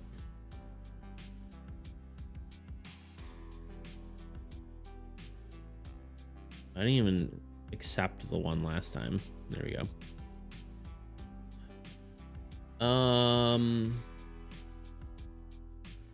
Here we go. More setups. Holy paragraph. We'll check it out in a second.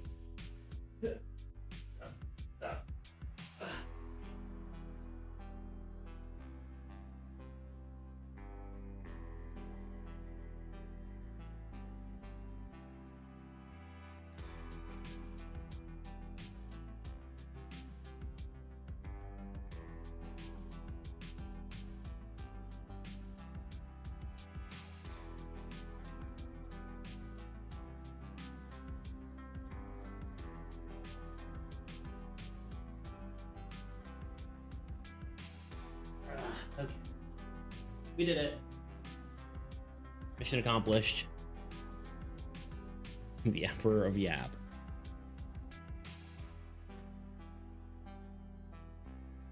Oh, you know what we can do?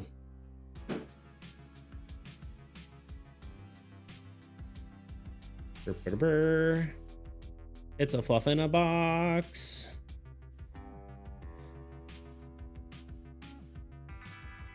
Okay, let's see. This is the 90s, 2000s. Doing kind of main character is a kid who found a car baby. Local mechanic who adopts him, raises him. The town lived is run by a small mom. Starts with the MC scamming them by having a huge cloak guy. Organize a transaction for them.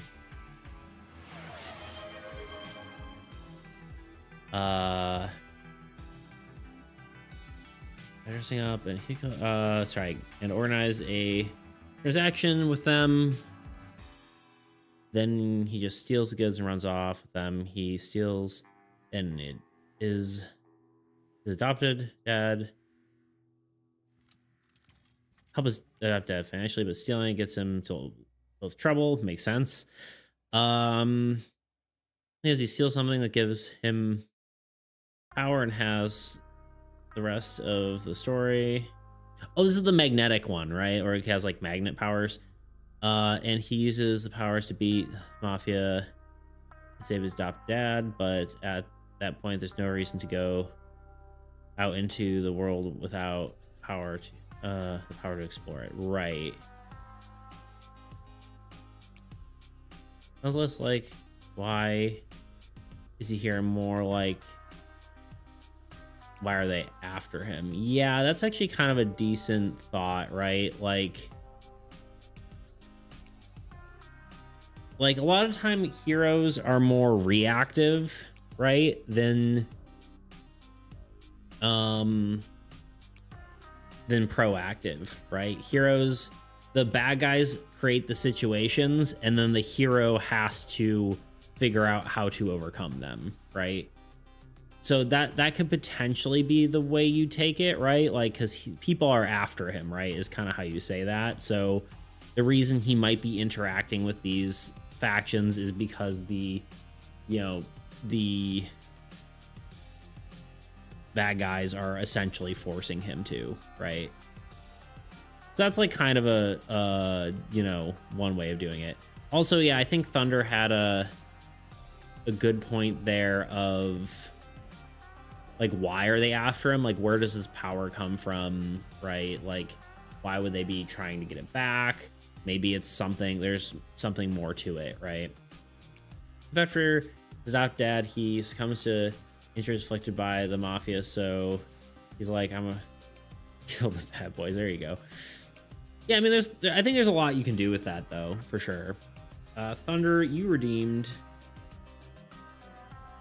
a cat redeem. Let's see if this is working this time. I think it is. Wait, wrong thing. Where's my phone cam? Ha! Look, guys. It's you on my teleprompter. And also, there's more of you. Whoa. All right. To Luna.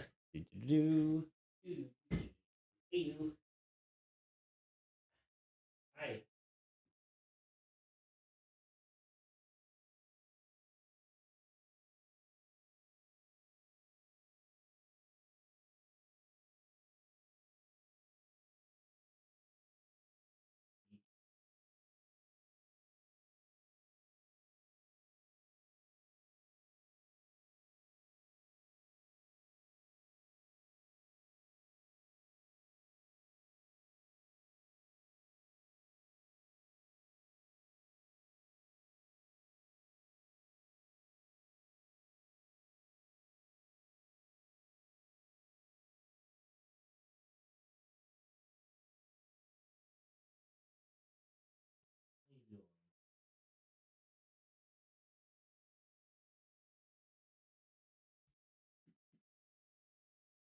Ugh.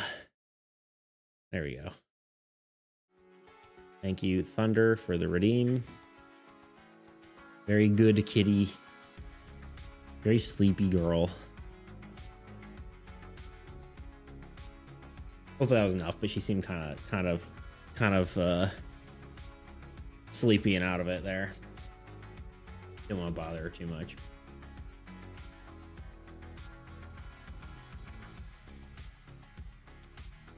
Well, let's put all these in a folder.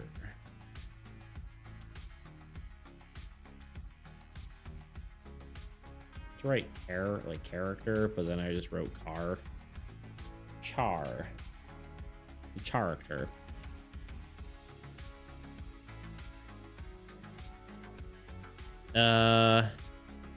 I just got some ideas that tie together something really important. This is huge for the story. Thank you all so much. Okay, I'm glad that helped. I was like, I feel like, you know, I know sometimes, yeah, just the smallest thing can help, but I feel like, you know, just throwing stuff out there.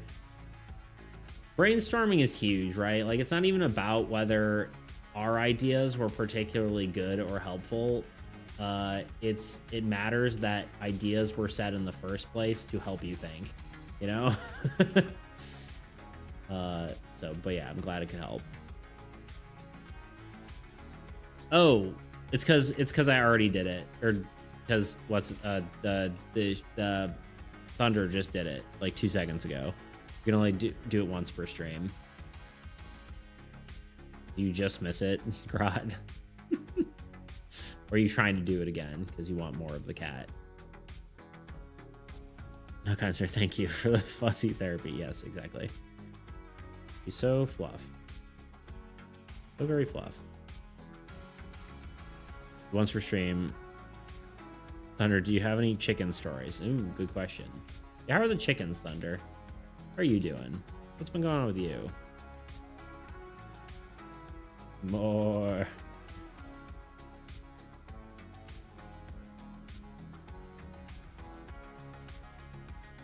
She seems pretty sleepy. I don't want to bother her too much.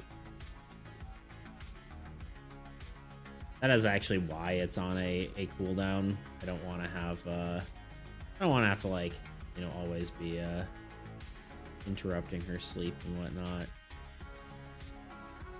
Also, you know, like getting stuff done and whatnot.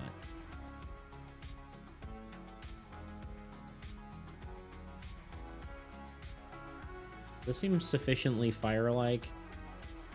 I mean, I can definitely make it look better, and I will, but I can and I will. One thing I found with fire is it almost is better to have a shape and then kind of carve out more shapes out of that, you know? The solution I thought of just now was really obvious. I think I was just close to it to see it. Just getting an outside perspective can be huge. I can actually set everything in motion, tie the story arcs together. There you go. Beautiful. Awesome. Glad we could help.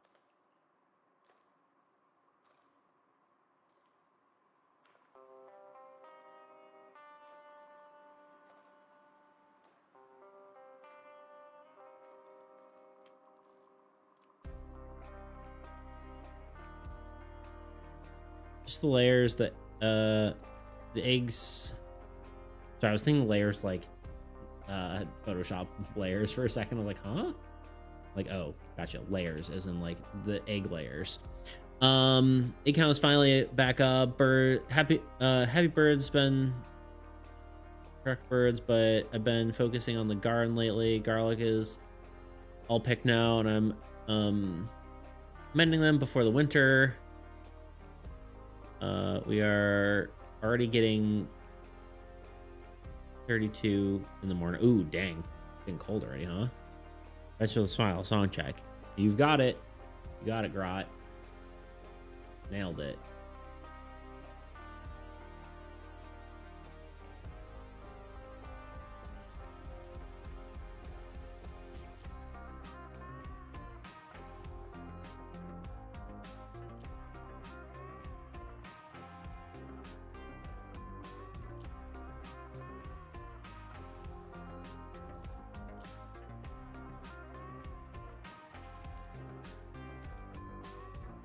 Let's hear the chickens are happy now. Yeah, for sure.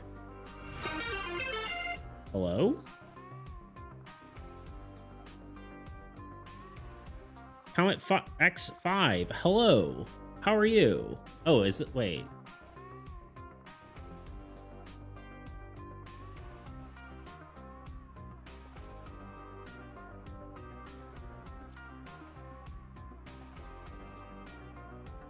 Sorry, I just wasn't sure if you were a different comment, I know. Or are you the... I don't think so. Wait. Yeah. I was gonna say.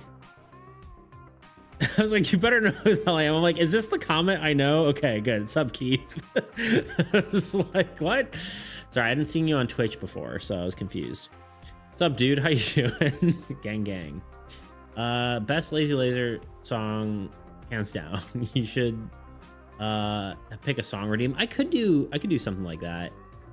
If I better know who the hell I am. Tidbit. Yeah. No, sorry. I was thinking. Yeah. Sorry. I wasn't sure if it was. Yeah. I got you. I know who you are. Don't worry. How you doing, dude? It's been a while.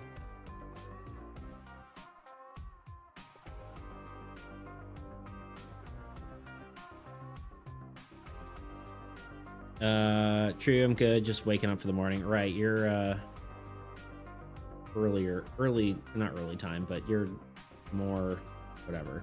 I'm not gonna dox you. I don't just, I guess you say it in your videos and that's how I know it. But anyway, what's up with you, dude? How's the old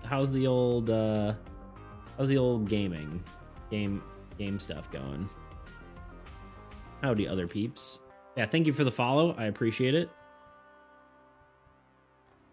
Glad to see you here. We're working on a Pyromancer card. Here's the character. The fire will be in front and behind her, but I'm doing one thing at a time. Because if I follow and unfollow, do I get extra coins? No, you do not. I believe unfollowing is actually not beneficial because you do, I feel like you can lose something from it, and I don't know what that is. You lose a streak, although I don't know if the streak is built into the thing anymore. Been working in Godot. I don't know why I never Godot. It's so weird that there's the T. Can we talk about that for a second? We're gonna Godot dev, actually really into it now. Nice, yeah, you used to do Unreal. You like it better than Unreal then? Are you doing like, I guess you have to do actual like scripting instead of what's it called?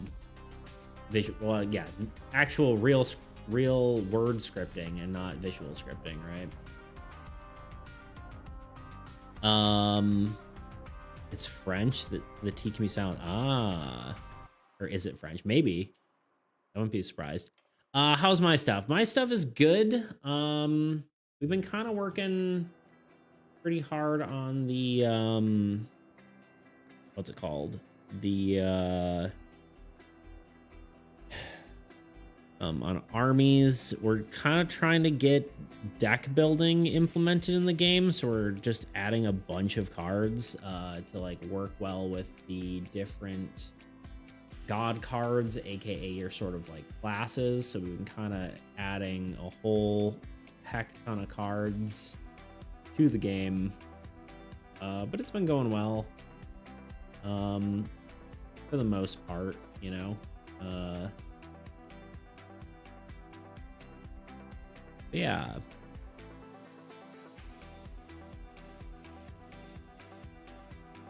What does make a card redeem do? Okay, so yeah, that's a new one, but the idea of it is that you will have a card made in your honor. If you click on the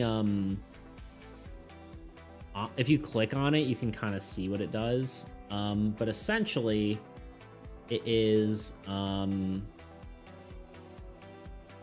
you get to choose what the card is. Obviously, it needs to be within the fantasy theme. It will potentially kind of be named after you, but not necessarily based on your name, right? It would be kind of like maybe a reference to you or something, potentially. But not necessarily. If it doesn't make sense, it's not going to happen, right? Like if you're like, oh yeah, I want it to be a, you know, basically anything you ask for is going to have like a caveat of whether I agree to it or not. But I will be somewhat lenient. So like you could be like, you know, I want to make a rogue for the game. And I will, you know, add a rogue into the game. And then, you know, so basically it'll be a more or less guarantee as long as it fits within the game. You get kind of that card into the game. But yeah, there's a description if you read it. It's not super long, but here we are. Yeah, it's French, I think, and yeah, it's more. I like it more than Unreal. Unreal just feels less free compared to Godot, and Unity. Unity is also just duty because Unity, sadly. Yeah, right. Yeah. I always felt like I would, like, when I get into game development, I would go into Unity, but I don't know. I'm unsure still. Like once I start deciding to learn programming, which at some point I will, I just don't know when that is yet. Yeah, I'm glad you're liking it. I'll save up for it then. Yeah, this is a good song, but after this, can you put either Invention with a Smile or Train Robbery or Outgunned? Well, give me one and I'll put it on there. And the song is Swallowed by the Sunset. Yeah, Keith, that's good. Good stuff. Glad you're liking Godot.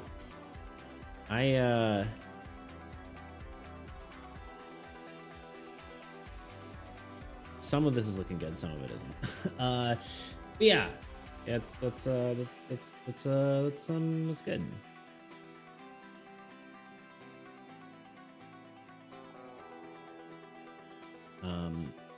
Yeah, I've unfortunately slowed down a lot in my videos, even more, which kind of sucks. I've been trying to get them out more frequently, but man, a lot of stuff got in the way. A lot of life stuff. You know, money's an issue and all that kind of stuff, so you know the drill. More frequently, bro. Yeah, I feel it, right? But yeah.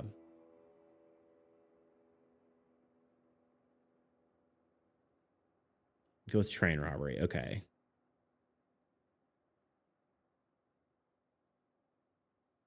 Add to queue. There we go. There you go. I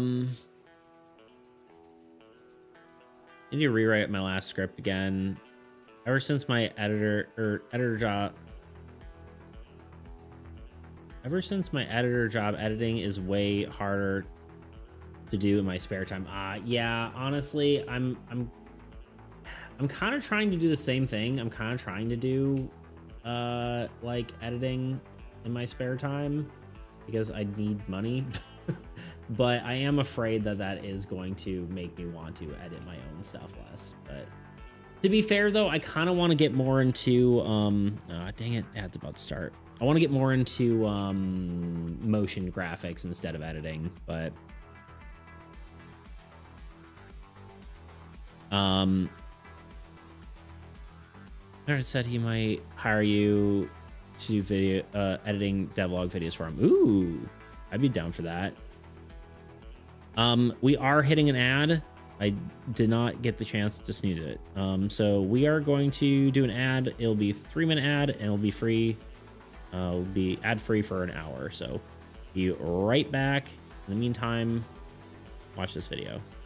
Waiting your turn sucks, and I think it's time we all come to admit that. Like, how many times have you been sitting at a table playing a game and either finding yourself already, zoning like, out halfway completely through this or one. anxiously hyper-focusing on what you're gonna do the next turn when it finally rolls around? It's important because I received a lot of Alright, be right comments back. about punishing systems not feeling good because players feel bad losing things. And lastly, it helps the narrative by making combat explanations more organic and immersive. This is cool and all, but right now it's all just talk. So let me show you how I'm actually going to implement this. So not only are we going to use the idea of allowing the player to choose where the attacker hits, but we're also going to implement it into a larger system, allowing for players to have even more options when it comes to defending. The system involves having two different types of defense. One is evading and the other is enduring. Evading is like what you'd see in other games, an all or nothing sort of mechanic. You can choose to evade and not take any damage at all. However, if you fail, the attacker gets to choose what slot gets hit and you take full damage. When you're attacked and you choose to endure it, you instead get to choose which slot is damaged. Both successes and failures will result in taking damage. However, both will be reduced damage in comparison to failing to evade an attack. And of course, a successful roll when enduring means less damage than an unsuccessful one. I haven't totally figured out what the numbers are for succeeding and failing and what that actually means, but there's a lot going on in this game, all right? I'm sorry. What do you want from me? Anyway, I'm excited to keep exploring ways to implement systems similar to these, using this concept of improv-based mechanics, which is, I guess, what I'm calling them now, which is really just player agency, but I just wanted to sound more profound, I guess. Anyway, if you have any suggestions, if you Anyway, if you have any suggestions of other game systems that have similar things to this, or maybe other interesting mechanics that follow the same sort of principle, I would love to hear about them. Because admittedly, I haven't actually played a ton of other TTRPGs. Of course, I know there are things like reactive abilities or D&D's opportunity attacks, but I feel like sometimes some of these mechanics can feel more like an afterthought rather than a well-integrated mechanic. Not saying that these are specifically examples of those. They're good, they're great, but I guess I'm just looking for something better. Lastly comes the part where I beg you to subscribe. Normally, I don't ask this because there's a 0.3% chance that it actually matters whether you're watching my videos or not, but I need 1,000 subscribers to get monetized, and that would be a huge goal for me, and I'm so close to there. Basically, I would really appreciate it if you did. Speaking of money, you can also throw money at me to support my games like Soul and Armies Against Entropy. If you check out my Patreon, you can get cool things like these pretty icons I made you can use for whatever you want, your games, your whatever. Or maybe you want this glitter Photoshop brush I made for something completely unrelated. Ooh, ah. Anyway, that's enough rambling from me, so thank you for joining me, and I'll see you in the next one. What's up? I'm Beats. Making a survival horror themed board game in an hour is quite the challenge. Especially because unlike in a video game, you can't really rely on immersion to scare you. No creepy sounds, no moody environments, no jump scares. I could do scary artwork, but I don't really have time, and even if I did, when was the last time you were actually scared from a board game? And no, Ouija boards don't count. Ouija board? Luigi board? You know, whatever. Anyway, this is my art. It's really bad. I've returned. So all I'm really left with to provide a horror theme is the mechanics. And because I didn't have time to come up with a new mechanic, I decided to use one from the scariest game I know. But yeah, dude, that's cool. Yeah, I feel like it would be harder to do my own stuff if I am you know, doing editing in my as my actual job, but I don't know. I need something, you know, and editing pays decently, right? I'm back. Yo, got my tablet set up, but now I don't know what to draw. The world is your oyster. I think you can draw whatever your heart desires. I don't know. That's not very helpful, huh?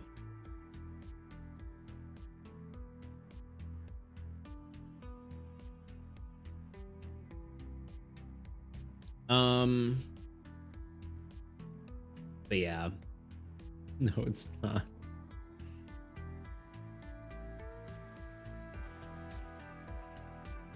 Glad I could help. And I don't know what I'm doing half the time, you know?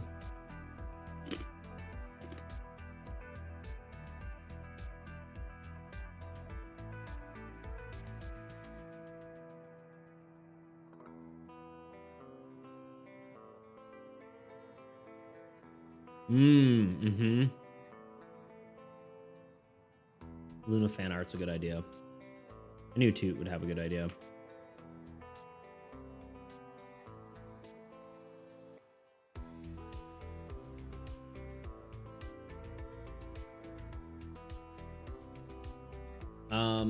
Yeah. I feel like there was something I was thinking of talking about, but now it's like it's just gone. What were we talking about? Video editing.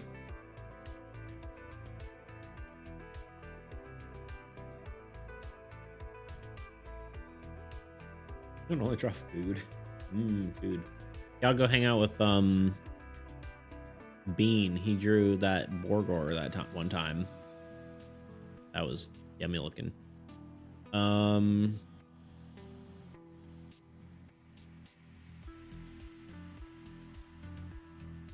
opportunity to practice then. Yeah. Honestly, I never thought I could draw creatures, but then we did the art stream and everyone was like, yeah, you got to draw this whatever. Draw a mouse, draw a cat, draw a frog, I'm like, this is all animals.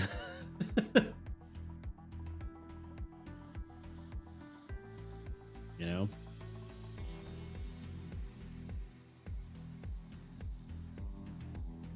How are we feeling about this?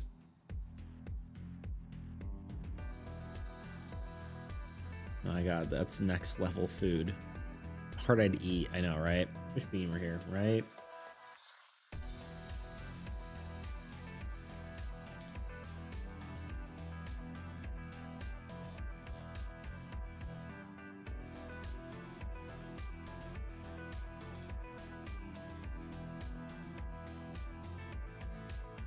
Summon divine summon Bean.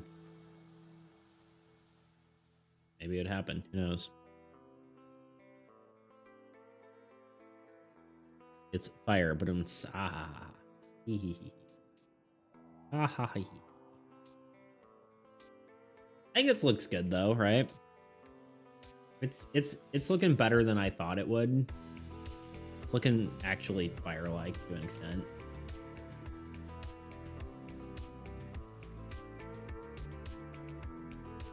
Looks sweet, man. God, I hate how it does that sometimes. It just like glitches out and spazzes everywhere.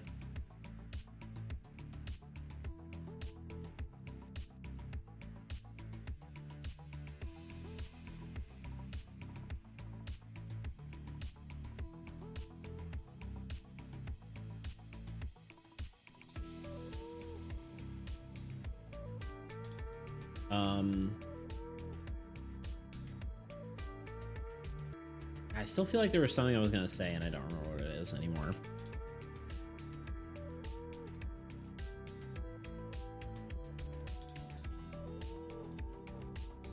Toot, do you want to tell everyone what you've been doing lately, or is that a secret? It is a secret.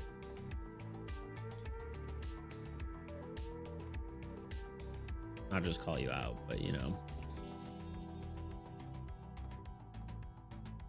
I don't know if it's a secret or not.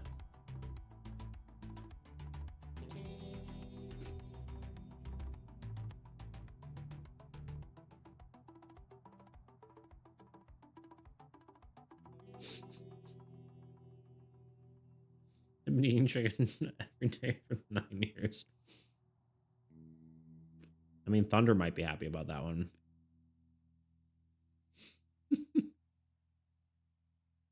Hey, maybe you're buying Thunder's chickens. You never know.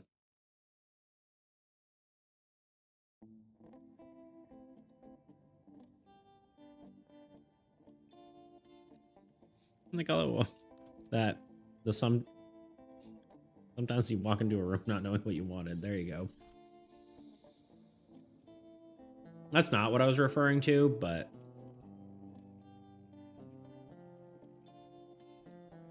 I'm just not gonna say anything. I don't know your life, you know. Chicken's awesome. I grow my own. Nom. There you go. Exactly. All right. I think that's it for the shape of this. It just needs some. Yokusai started streaming on Wednesday, but Natalby has me feeling shy about it. Yeah. I'm gonna shout you out now.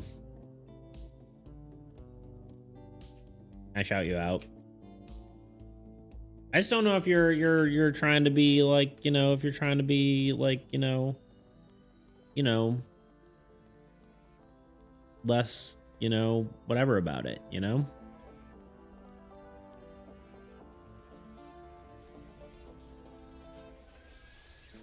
Okay. Well, I'm trying to advertise you on my show is what's happening. You got rated and everything.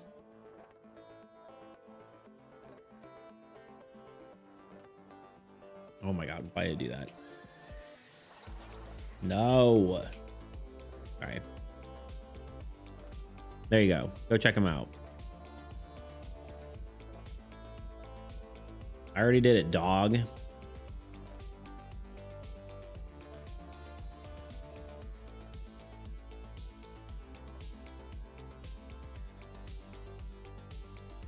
Consider yourself shouted out, nerd.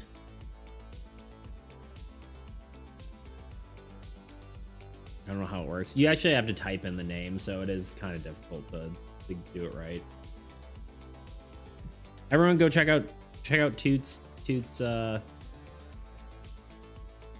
channel. Go follow him. He does he's doing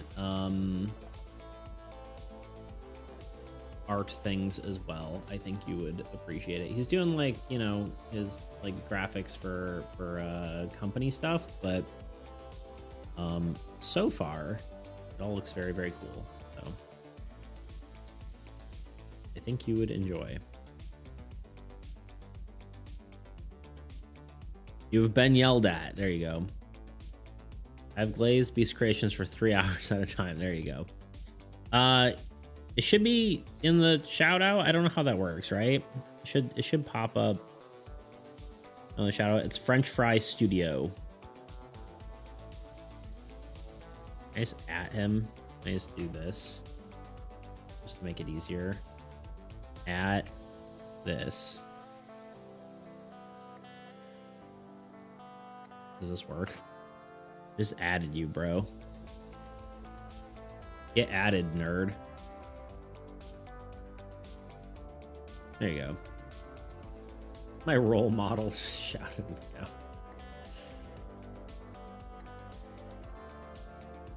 You're a funny one, sir. All right, so basically we want this one at the front and the back. Oh wait, on Control Shift B. And then the one in the front, we kind of I probably should finish it before I do this. But it'll be something like this, you know? I do think the colors will have to be slightly different so her hair doesn't get lost in the sauce, but we'll make it work. Maybe the fire will be more red. I don't know. It's kind of hard when you don't have contrasting colors to make everything kind of not stand out, but let's just keep on keeping on, you know? We need our yellow color. And we will give this the same treatment.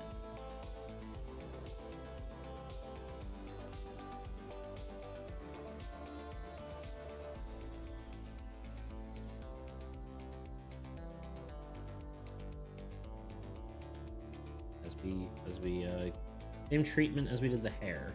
All right, I didn't finish my train of thought.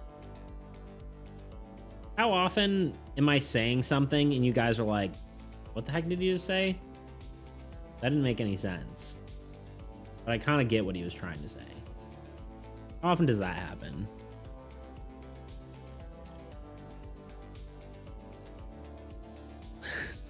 master is not following you with that account. I must return the favor Smout. There you go.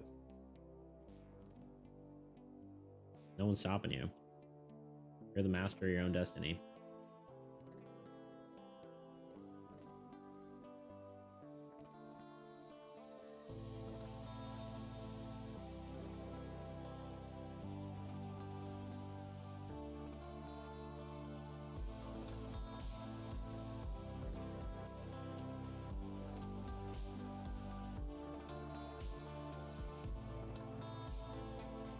I think I've been yapping a lot more this stream and also getting a lot less done. Maybe I haven't. I don't know. But it's kind of insane that we're already at 2 hours and 22 minutes.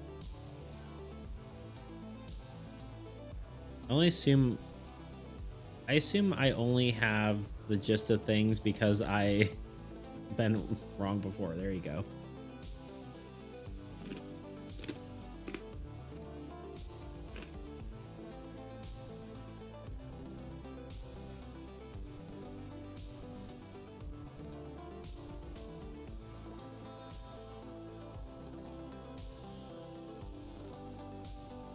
Maybe we like yapping with you. Yeah, for sure. I mean, yap is a lot of time the best part, you know?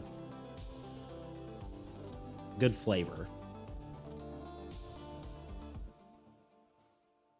I'm back after literally connecting almost everything. It was like assembling a puzzle, but only being able to connect the corners and side pieces, and then someone pointing out 2 middle pieces, which set me up on a roll to connect 10 more. Heck yeah. Kind of reminds me of like when I was doing early versions of Soul. I have like a whole, like, you know, one of those webs of like like a whole web of trying to figure out the overarching story at the end.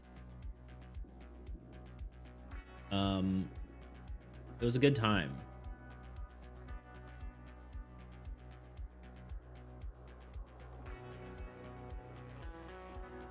In French, they were talking BS, and this and BS that, but in French, it's from their welfare. Wait, what?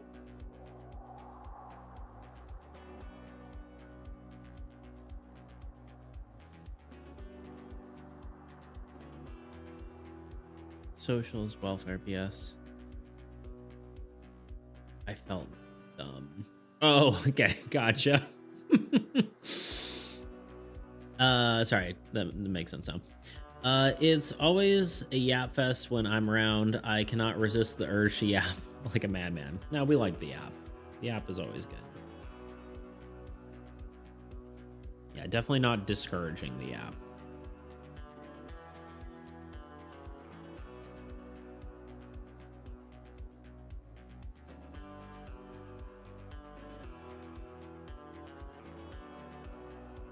I like yapping with you, Tuna. Yeah, me too. Tuna's a cool dude. I'm a Tuna fan, you know?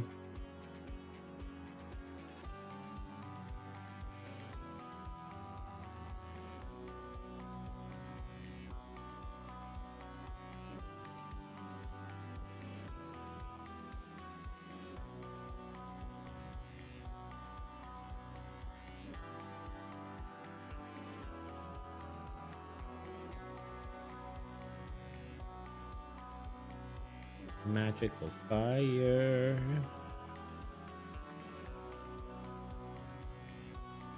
Always, there's one time where I sent 300 messages, fell asleep, some random person because I'm tired. I literally type my every single thought. There you go.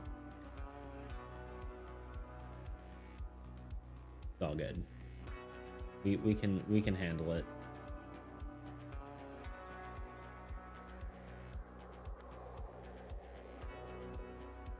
Having ADHD means a lot of thoughts. There you go.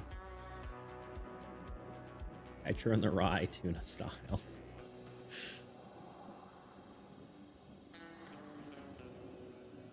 Why's my phone vibrating?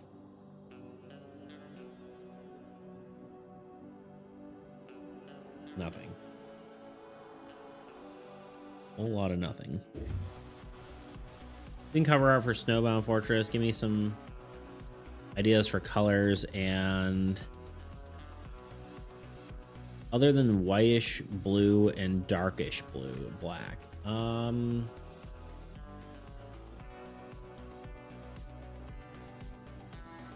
Is it supposed to be kind of steampunk?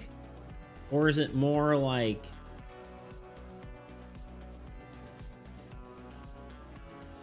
I don't know. Yeah, okay. So, I mean, you've got your, like, you know, a light blue. You said you got, like, a dark blue. I could see, like, a dark grayish blue, like the background color here, right? You got dark blues. I could see, like, a darker gray, potentially. I know you have that kind of sort of color. I could also see, like, a gold-ish color along with that, right? Gold, I think, would work really well with that. Especially if you're going that sort of, like, steampunk vibe. I also think you could probably fit some red in there if you really want to. Just for, like, a punch, like, lights and stuff like that, right?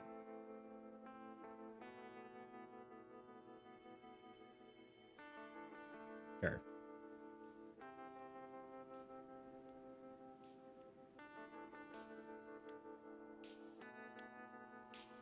Yeah, and I think you could have a color like this as well, though.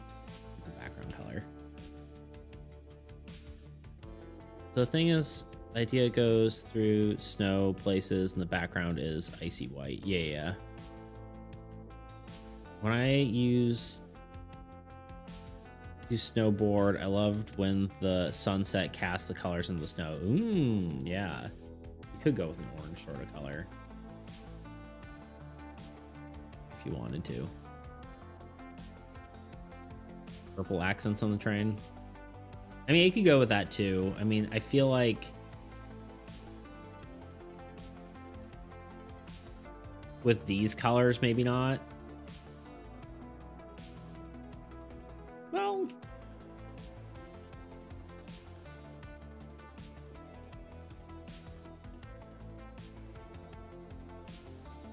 I'm on the wrong layer. Maybe like that.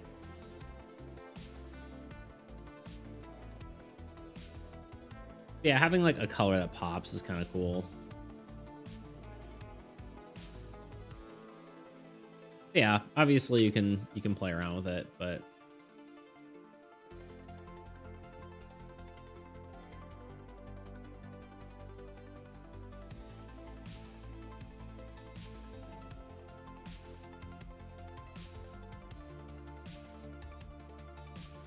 yeah, I think probably sticking with cool colors and then having like one or maybe two colors that kind of pop out of that. I wouldn't go too crazy with it, right? Having that sort of cool style is good, and then just have like, I really like a lot of those paintings that are like birchwood forest with like a red bird, you know?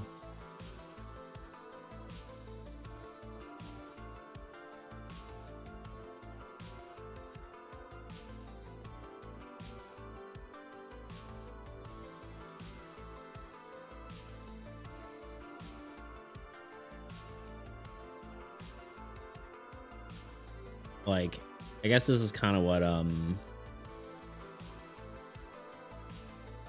Thunder is saying. Wait, was it Thunder or was it Toot? Yeah, Thunder.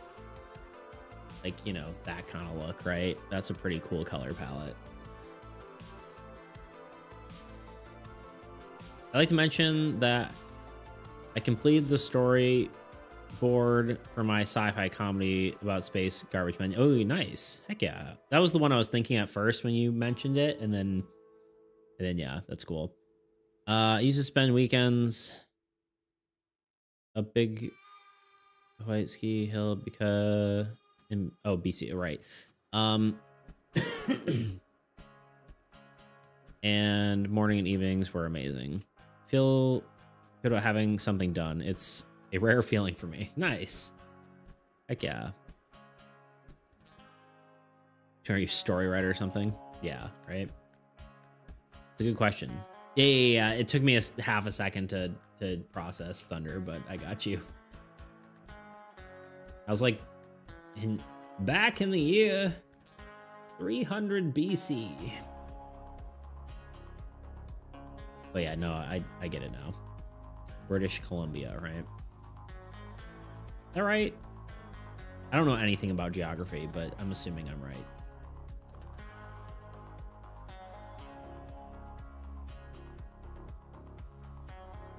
That's not right. This is right.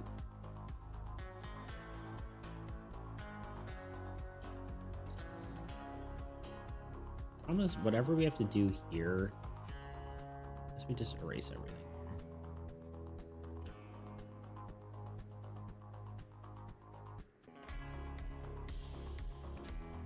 Old ski hill from way back.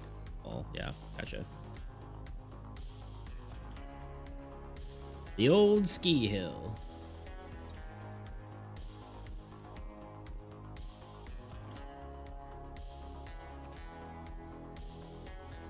I think I want the background, like, just to kind of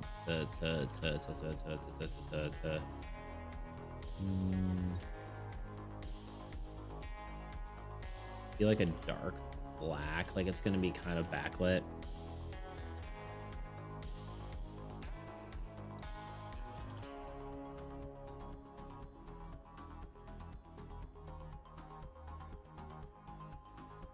I guess she's gonna need fire on her hands as well. Running a farm can on a bull move. It's a hobby, but I would love to be able to do as a profession one day. Maybe once I actually complete a project and get people to experience it, I'll know if it's possible. Yeah, I get that. I get you there. Let's grow your own food or pay the grocer. Yeah, there you go, right? Well, everything is possible, but I don't know if it's realistic. Yeah, I mean, that's fair. Sometimes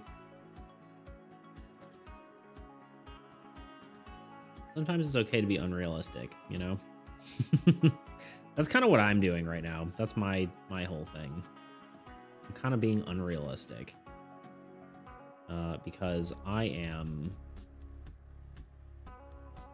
This whole venture, right? Making the game and stuff. I basically more or less quit my job and decided I was going to try to do this. You know? Sometimes it's okay to be unrealistic. But it's good to know that you're being unrealistic is one of the bigger things there. Because you don't want to get in too deep and not know what's going on, you know, and lose all your money or whatever. But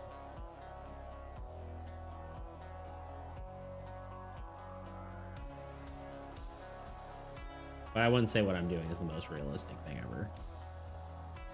It's a pretty long shot, but I also don't regret it if it doesn't fully work out because I have learned a lot. I've gained a lot of skills. Yeah. And it's not like if I quote unquote fail, it's not like I can't keep working on it in my spare time.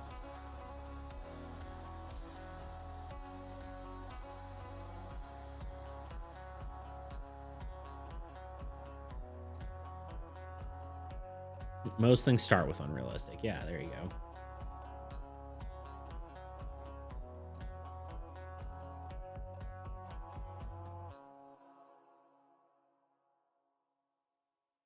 Having dreams and following them gives life meaning, so I will always support people who do that. In my case, I still need to learn and grow a lot to bring my project to life truly. Otherwise, they're just in my head. Yeah, no, that's fair. Yeah, I'm not saying, you know, quit everything and try to try to do your dreams without, you know, playing it out. But at the same time, I think there is some merit to that as well. You know, I think there's a lot of people who discourage people like, yeah, you know, I quit my job and, you know, now I'm making YouTube videos for a living, but I wouldn't recommend you do that. And it's like, yeah, but you did it. So, like, sometimes you just gotta try, you know, even if it doesn't turn out. Again, I think that's up to an individual basis, whether that's a smart idea or achievable or what your life situation is. But, you know, who you've got backing you, all that kind of stuff. But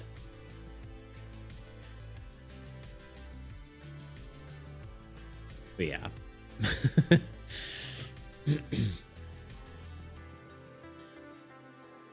Here we are. How are we feeling about this so far?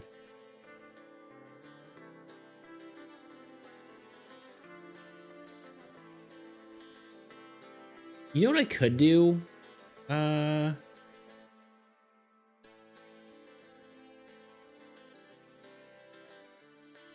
So this doesn't mean start a corn crop at the North Pole. Sometimes things are very unrealistic. Very true. You know, something I don't do often, and we're gonna try it. Something crazy like that. What if I convert this to a smart object? And then I duplicate that smart object. And I put one above here. And then instead I do a clipping mask. This is that like next level. You know what I mean? And then we can erase this or hair stick. And then in theory, we can go inside the clipping mask and we can apply like any sort of effects to it. So we could potentially do something like, I was thinking it would be cool just kind of give it like a reddish tint around the bottom to kind of sort of differentiate it from other parts, you know?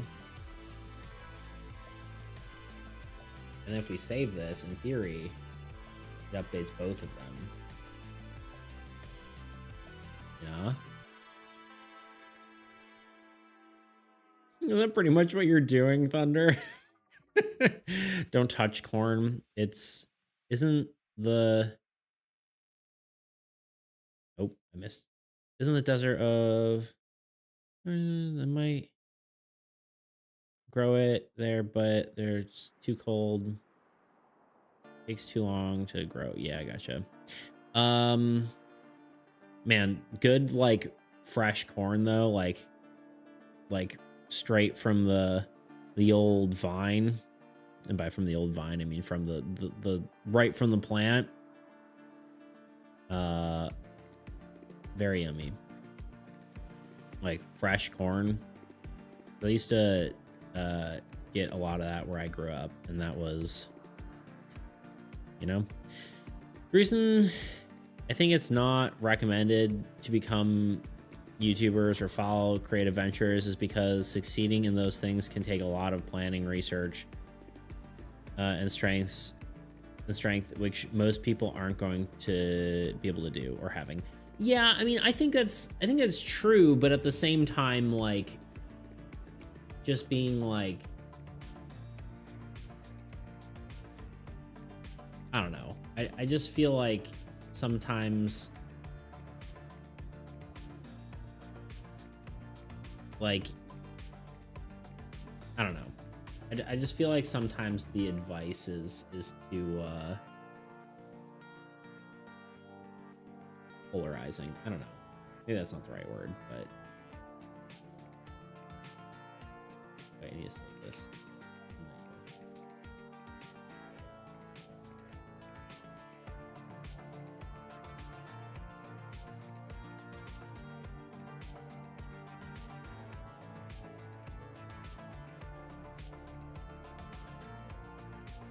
Don't you know, you are America.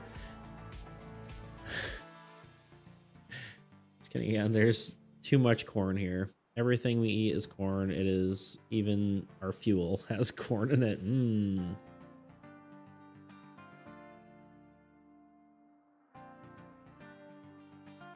What do I have for in stream chat? Okay, I like that. Good start. Sort of a I like the pink with the thing. That's a cool choice. Yeah, I like that. That's cool. Heck yeah. Good start. Good perspective too.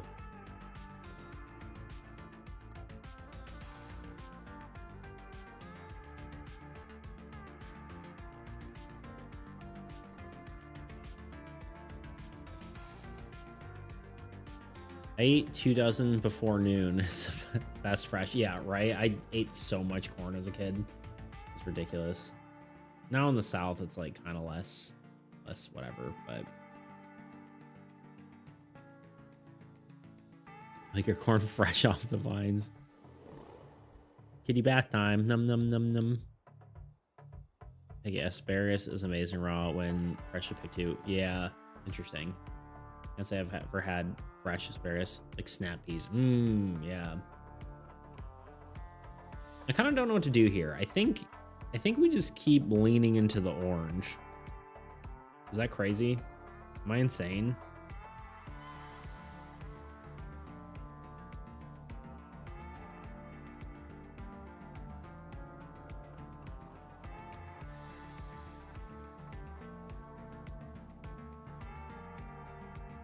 I'm mad with power.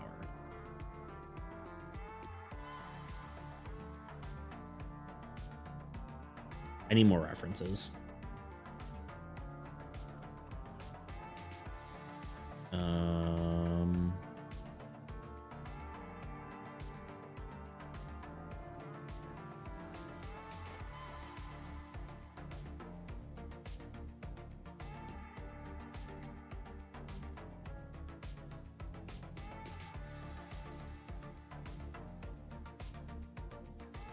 Okay, I think I am going a little insane.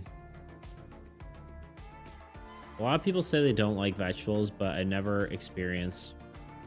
Wait, a lot of people say they don't like vegetables, but I've never experienced real fresh veggies. Yeah, honestly, it's the bee's knees. Not gonna lie to you. Honestly, maybe we go really dark here.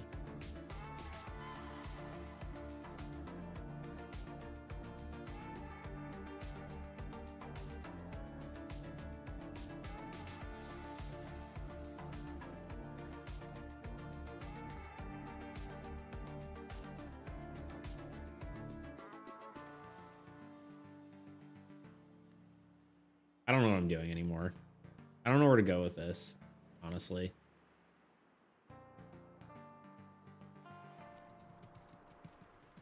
Like, I kind of pictured something, and then I don't know what that something is.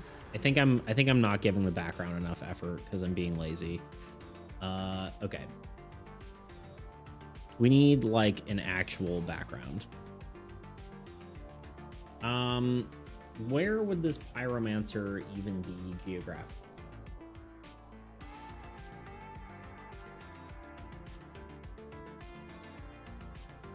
I live in a village and have a farm behind my barn. So I get fresh vegetables like every harvest. There you go.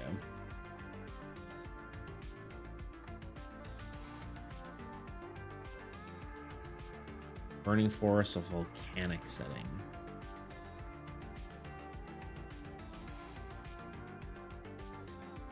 Volcanic could make sense because like a lot of the mages are like mountain based, so maybe we like do sort of volcano sort of thing. I could see that.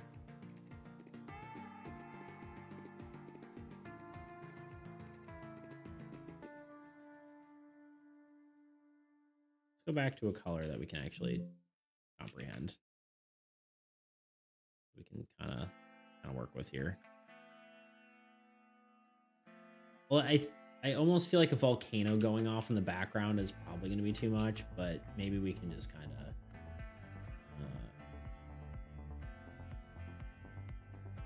do a mountainous sort of thing.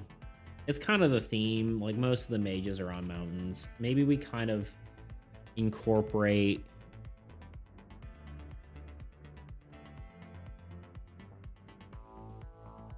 Let's do this for a second. Let's pull up some of the mage cards, like more magic deck, and then we just add fire into it, and kind of just that will. Actually, I already know what it looks like. I don't know what I'm doing, you know?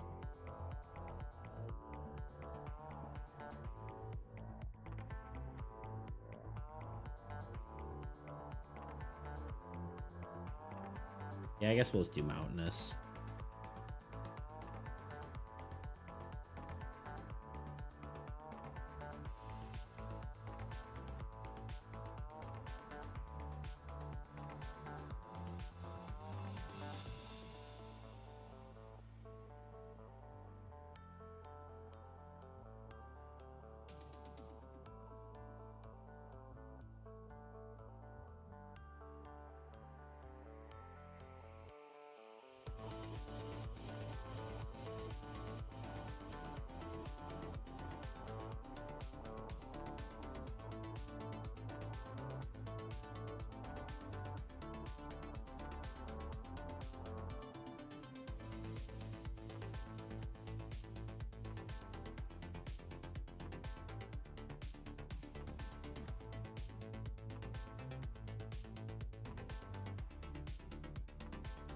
We can keep it simple. We've got a lot of effects going on. We'll just kind of make it like this.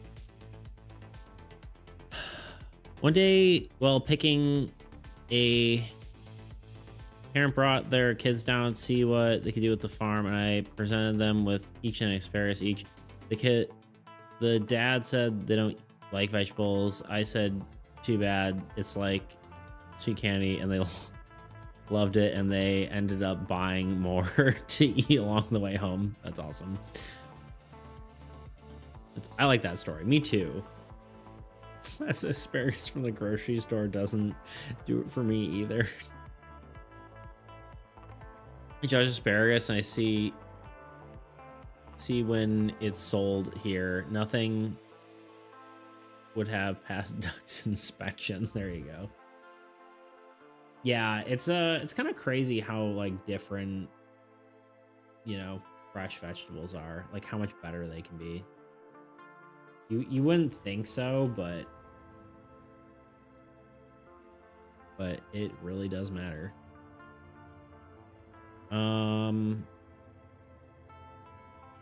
Okay.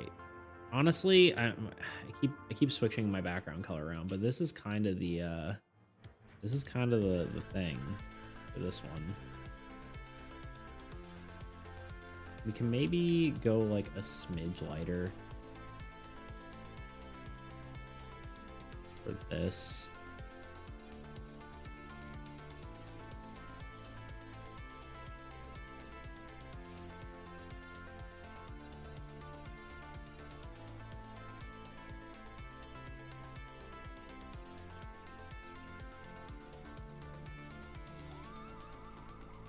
And then normally there would be snow, but I guess it's,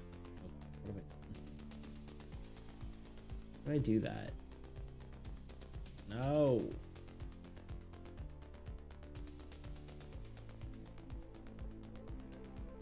Oh. There we go. Okay. Honestly, I think kids need to get out more to learn how food works, even if they don't work in the fields, just to know. Yeah, I can agree with that. It makes sense to me. I guess maybe what we do is rather than doing snow, we do kind of like, yeah, like magma.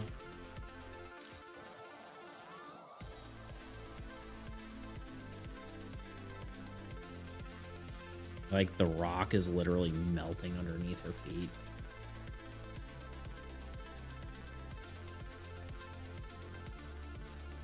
I feel like red.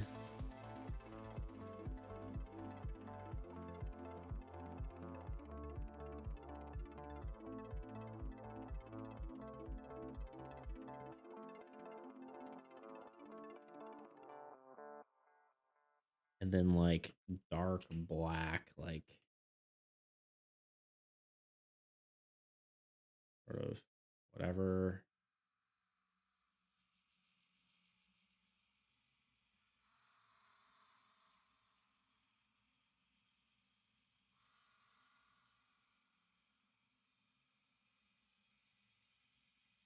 Go to a farm, work retail. There you go.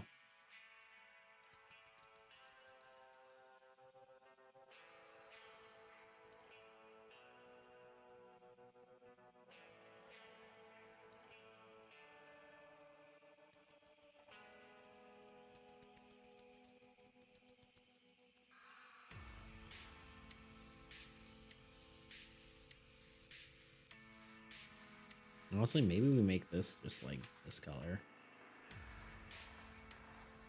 There we go. And then we need like cracks of orange.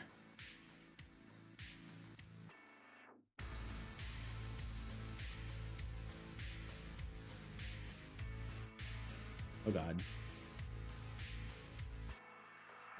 I don't even know how I did that. Like, oh, what? How did I just close my...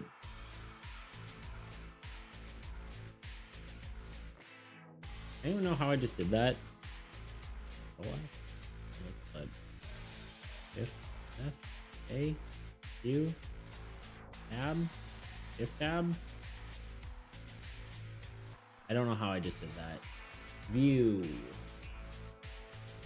Oh, this is so annoying. Oh, I just closed everything. Oh, I probably changed my workspace. 4 tools. There we go. Jeez. Jeez Louise.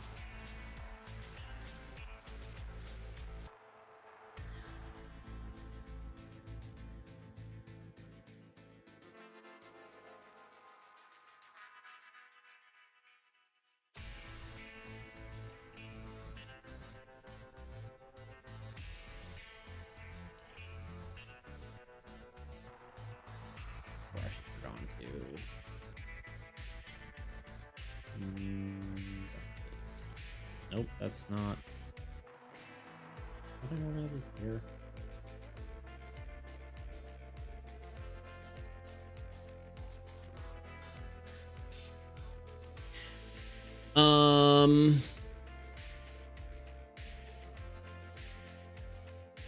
How's the flame fit in when you add it? Let's take a look.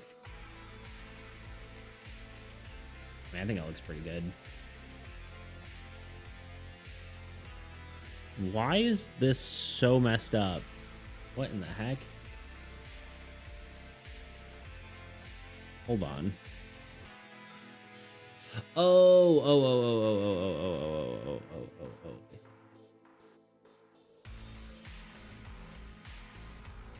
Wait, essentials is default. Okay. Where's navigator? Alright, I messed everything up.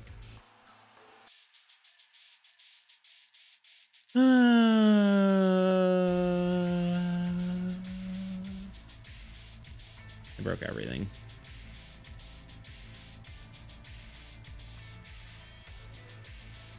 There we go. I fixed it. Yeah, looking good. It's turning out sick. Yeah, it's getting there, right? It is getting there. It's taking a minute, but I think it works.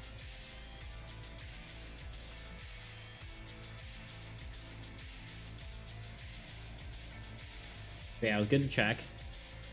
Could have been going bad. You never know.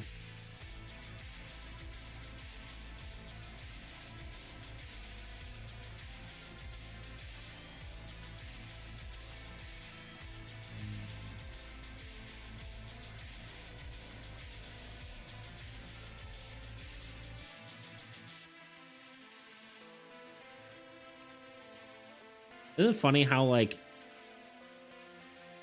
the song's going hard? The crows come knocking. I'm trying to decide if I do a different orange here.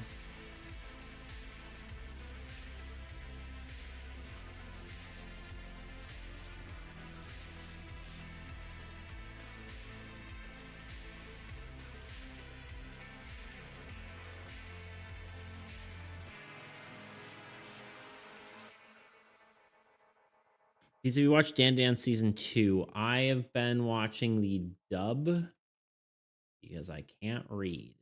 I don't know how many episodes behind, but I have been watching it. I have been thoroughly enjoying it though.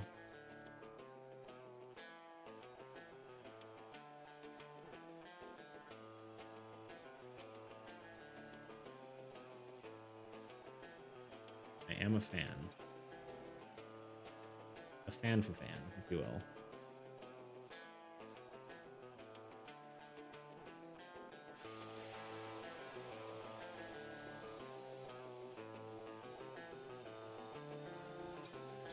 What part are you at? It's like they just got spoiler alerts for anyone who is watching Dan to Dan. Let's try not to be too spoilery, but I'm trying to think of a way to not be spoilery about it. They're fighting the giant monster and they just got home. And then the thing happened. I think I saw like the last episode that was dubbed, but again, dubs probably are different based on where you are, so. And what language you're whatever and all that kind of fun stuff.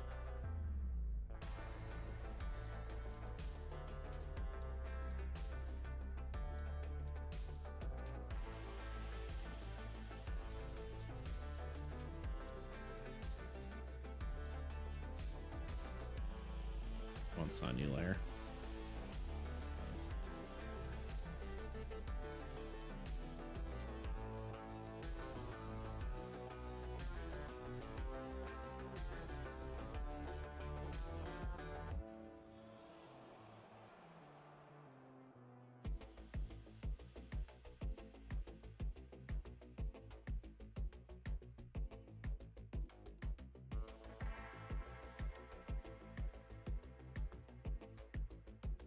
Sub is funny sometimes. I can hear when they fix something in text to keep it going, right? Hit something, yeah. Man, there's a lot of big monsters this show. A few episodes behind. I'm at the point where they just started fighting kaiju. Yeah, exactly. I got halfway through the first episode of the second season. Yeah, that's why I didn't want to be like too spoilery, you know? I want to over talk about it if people haven't seen it.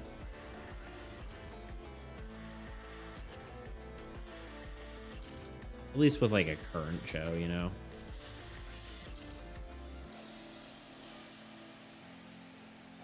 How's this looking with this? Is this fine?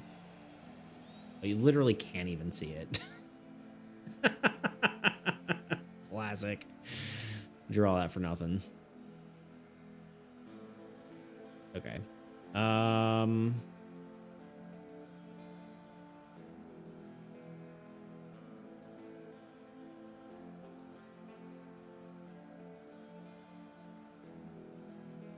Part of me wonders if I should push the ground up a little bit just so you can see it still.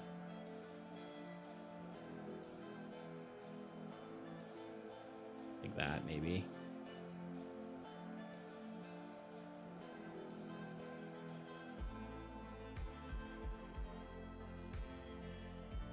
Is this anime I should be watching? That depends on how much you like Spheres.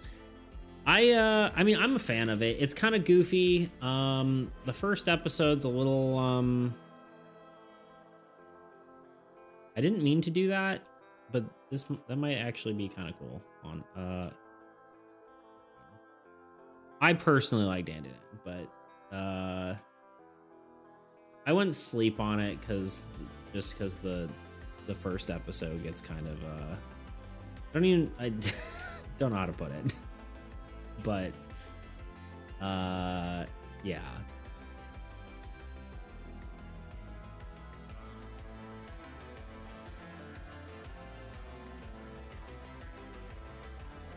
The first episode of the Barry you have to traverse.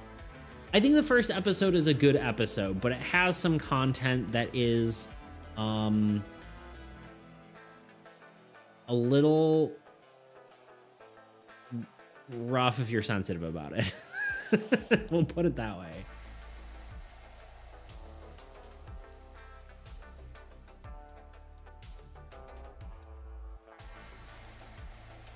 But otherwise, I think it's a good show that's got something for everyone.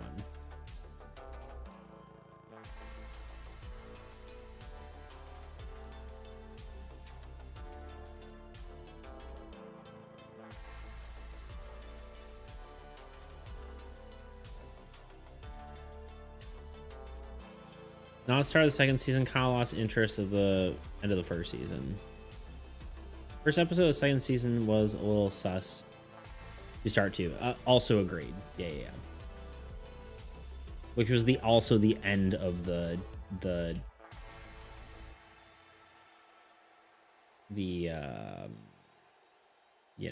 season 1 as well. My only worry here is that this is kind of looking like an old God card color wise. A little bit.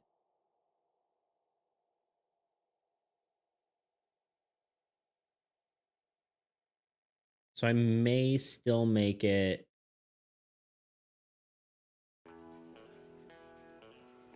more.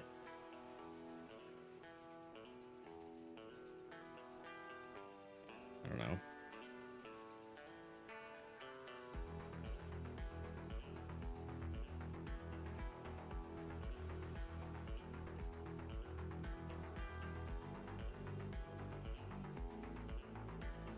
Sensitive. I unalive my own food.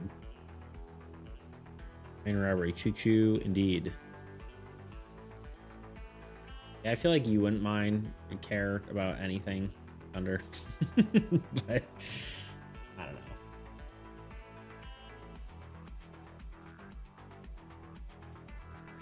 Sometimes I wonder how, like, whatever to get on my show here, right? Like I don't like. I feel like there's no reason usually for me to like be, more than PG-13, I feel like it's unnecessary. I don't know, I was actually thinking about that because like sometimes like I'd be like talk about something kind of like, inappropriate, right? Like in normal life I'd be like, yeah, blah blah, butts or something, but like I feel like it's I feel like it's weird. Like I feel like I don't necessarily need to do that here, but I'm not entirely sure. In some ways I feel like I may start getting less and less, Yeah, this looks better just because it still feels like a player card. Yeah, at some point I might get less and less, PG. I don't know. It's not something that like necessarily like restricting either. It's just more like I haven't found the need to be like, oh, let's talk about stuff that we don't need to talk about.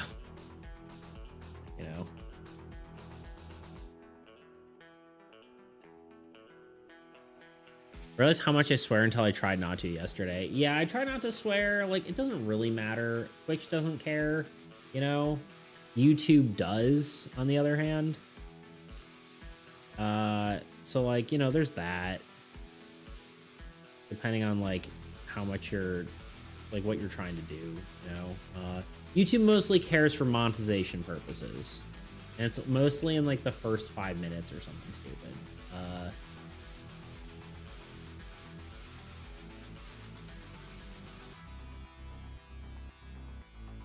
It only like matters so much, really.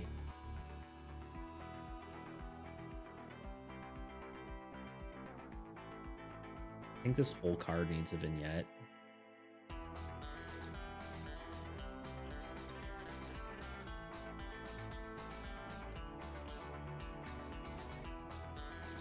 maybe.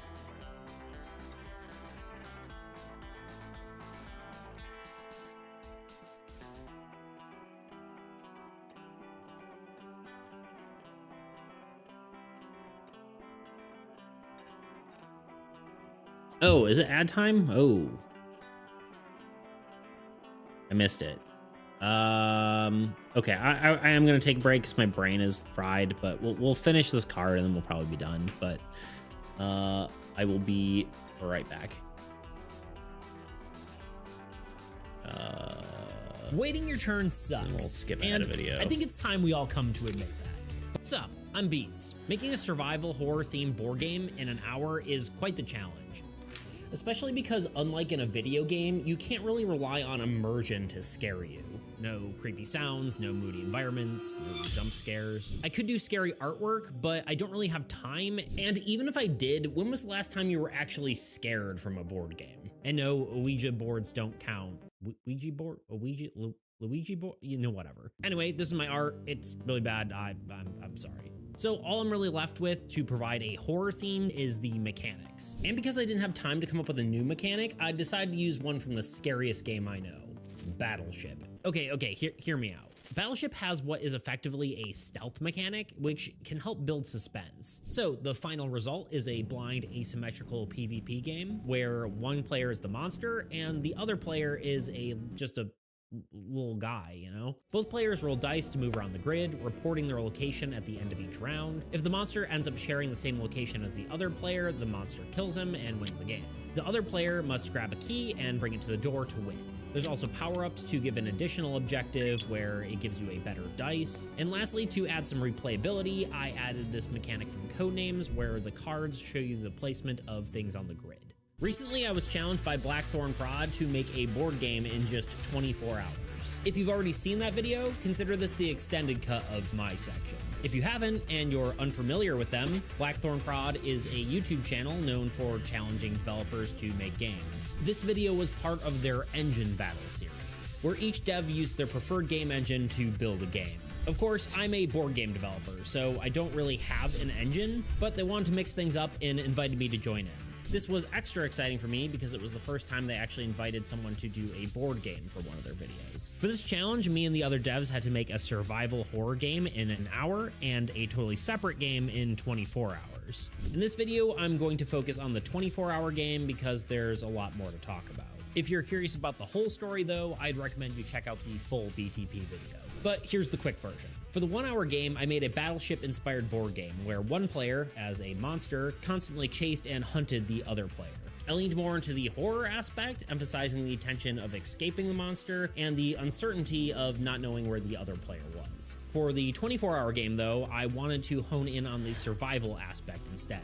Because trying to survive a monster attack is all well and good, but a true survival game, everything is trying to kill you. Not having played a whole lot of horror games, I was limited from what I could pull from for inspiration, so when trying to decide on a vibe, Hunt Showdown kept coming to mind. It had two key aspects I like, the PvPvE aspect and its aesthetic. I wanted to make a card game this time around, and the cowboy horror theme lent itself to a few mechanics I wanted to use. So to start, I compiled all my ideas into a spreadsheet, with each card element organized into its own column. From there, I populated these fields. I added weapons like the coach gun, 6-shooter, and throwing knife. These would be used for battling creatures. Added tools like a lantern, dice, a bedroll. These are versatile. I've returned. I've been around so many people. I've learned to choose my words wisely. Practice makes perfection. There you go. Yeah, I mean, I'm pretty good at keeping, well, yeah. I also don't like necessarily try not to swear. I think I just don't. Well, I guess I do. I don't know. It's kind of interesting, you know? All very interesting. I just try to like not go too crazy when I'm streaming, you know? There's no real reason to. I think we need some smoke. Like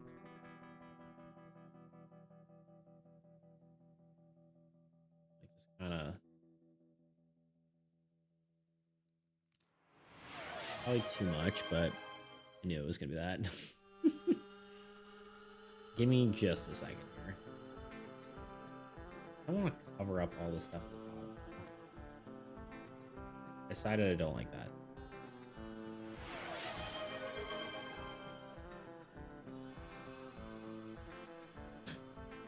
Toot's never gonna get art redeem again. All right, the cat's out of the box, so let's just do this. What are we on? Sit-ups? No, push-ups, right? I think we're on push-ups. Are we? I think so. Whatever, I'm doing them anyway. Hi, Kitten. You gonna help me? You help me? Who are you?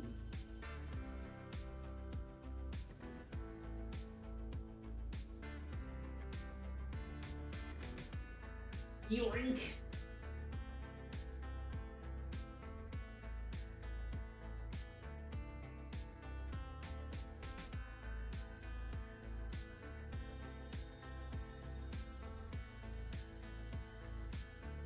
I like this thing.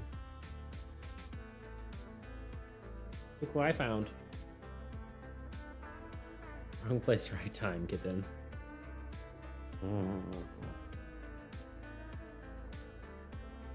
You're so freaking fluffy. You don't understand.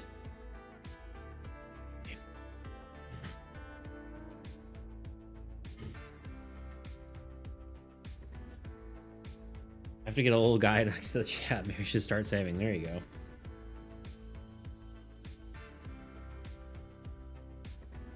All right. I guess I need lighting on the character. Let's do that real quick. My layers are a mess right now.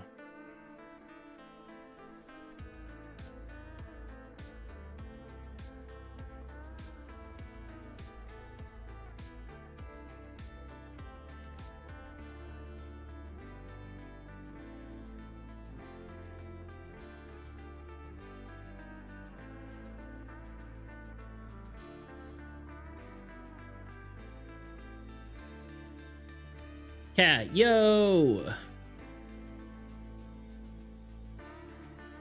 What's up, cat? How you doing?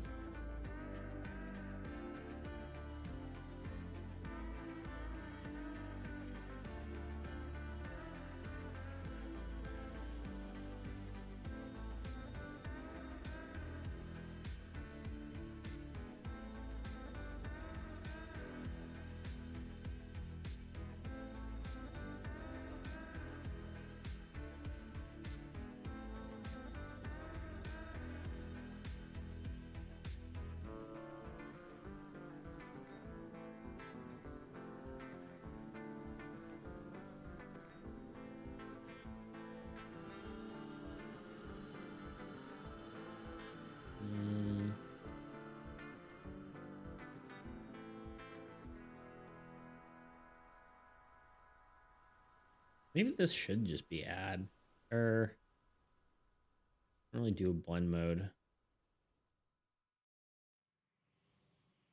Then we just need to do like a multiply layer somewhere in here. I think we're gonna do it in orange as well. For the giggles of it. Is that not? Oh, it's because I didn't change it to multiply. I was like, that doesn't seem right.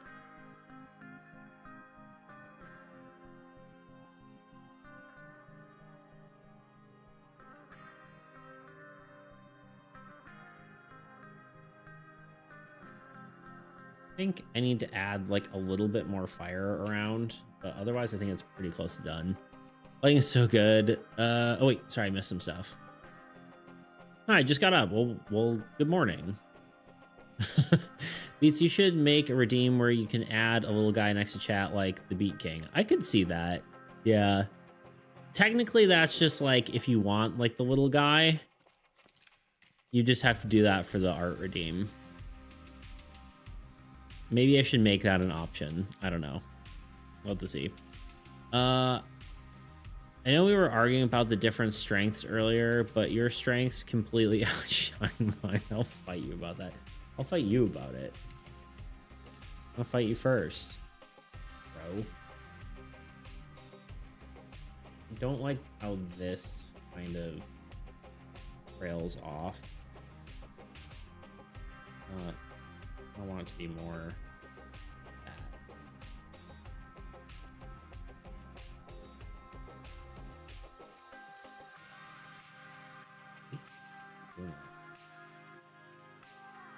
I think you're a very talented artist, dude.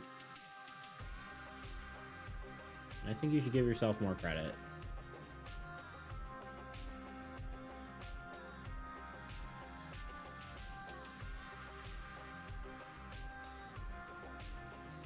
All right, I think we need like a glow, just, oops. A glow layer. What's this? That's nothing. It's literally nothing. Okay, so we'll make this the glow layer. Let's do add. Let's choose, I don't know. It probably should be a yellow, although I kind of want it to be this yellow.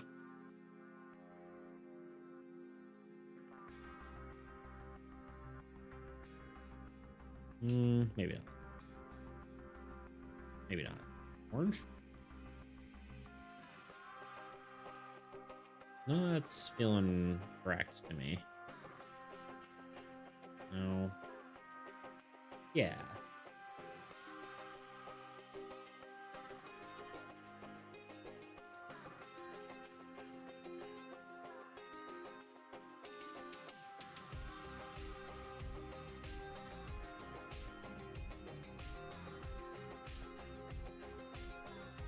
I think that talent undercuts one's credit. Talent imply their capabilities inherent of themselves and ignores the time studying practice their field of choice.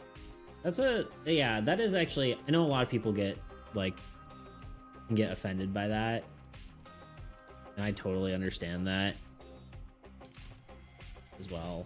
I don't personally take it personally because I feel like, you know, most people mean well by it, right?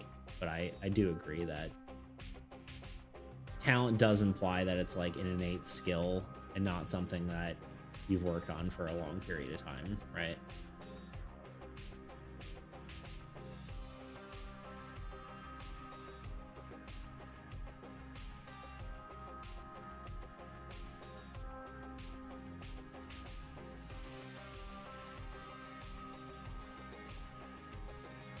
Need a layer check redeem. It's almost like I have one. You fiend. Oh wait, no, sorry, I didn't read. Grot got one. Grot. Okay, sorry, I wouldn't read. I thought you were just telling me. I'm like, what are you talking about? I do have one. No, I drew on the wrong layer the past 45 minutes. No, sorry, I didn't read. I didn't read. That's when aggro on you for no reason. But yeah. Right, you need a layer check redeem.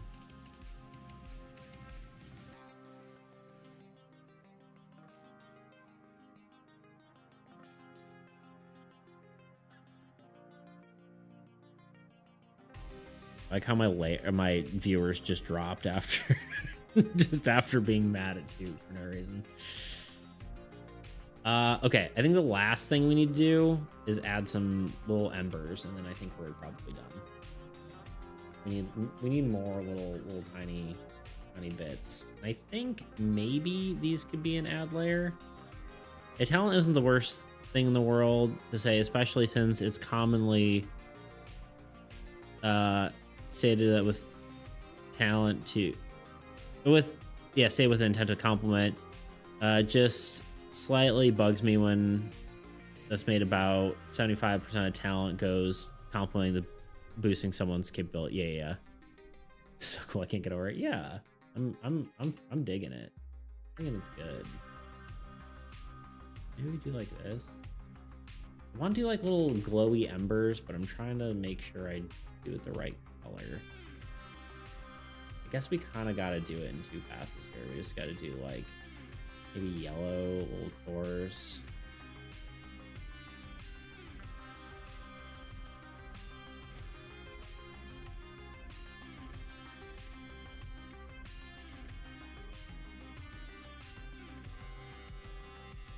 I'm not sure how I feel about this yet, but and then we switch to a soft brush, and then we go over that. I should feel like a little.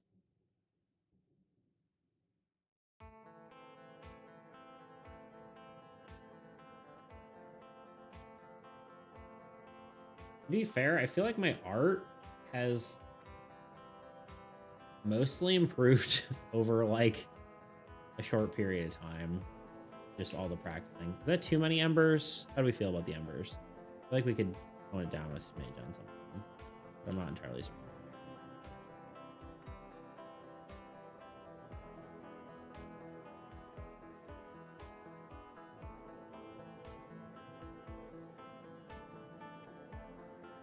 Is this good? Are we done? I mean, her hair technically doesn't have shading on it.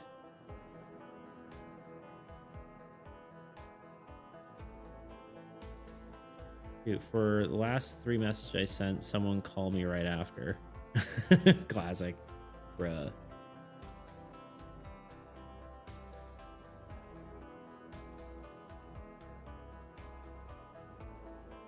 Technically, she should have some shading on her hair.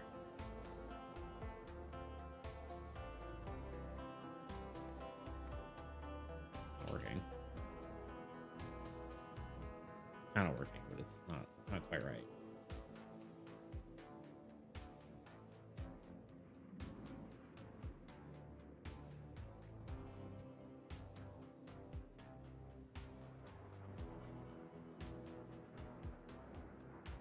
This is too much, but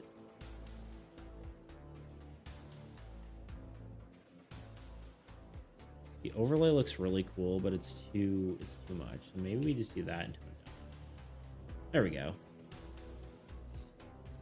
Dude, somehow I managed to save up 15K and get old doodle added next to the stream chat like forever. That's a good question. I don't know if these are permanent forever. They will be. They are pretty much always going to be on my art chat until like they've taken up too much space. I can't guarantee it's permanent, but maybe I could. I don't know. It depends. I think eventually it's going to be too much, you know, but then maybe we can like work on something where it's like a more of a, like, one thing I was thinking of doing is having an art wall behind me, like kind of in that gray space over there above the couch, is to have like a, you know, I don't know necessarily like fan art 100%, but like other people's games and stuff like that, like a community art wall, like in real life back there. I think would be cool. If you ever watch Tice's stream, Dual Wielded, he's got like during his like Be Right Back screen, he's got like a bunch of stickers on there. So we could do something like that too. Can't guarantee it's forever. That's the thing. I don't know exactly how things will change, but I think this is it. I think she's done. I should save. This is looking great. Thank you, Tuna. Appreciate it. I think she's done.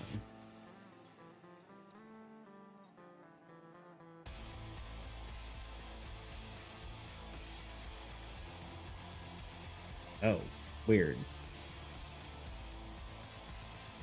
Someone said something on YouTube, and then the message was retracted. Can I see what it was? Did I miss it? Chat logs don't go back far enough. Weird. Okay.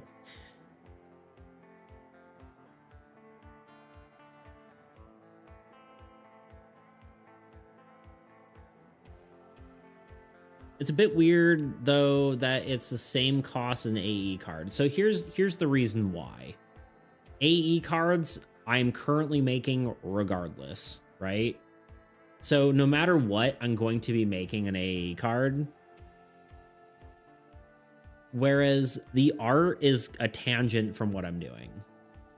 I can make a card that you ask me to and make it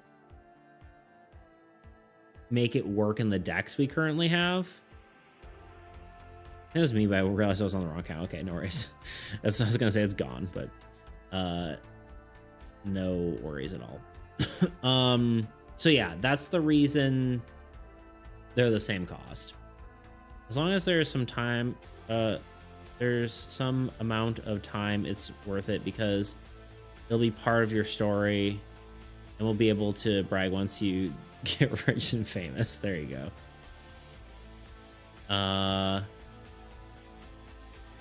But yeah, that's currently why the AE card is less expensive. Once I'm done doing like the beta cards, like this group of cards to get these decks done, it will probably become more expensive again. And of course, as like I get more popular, things will go up as well.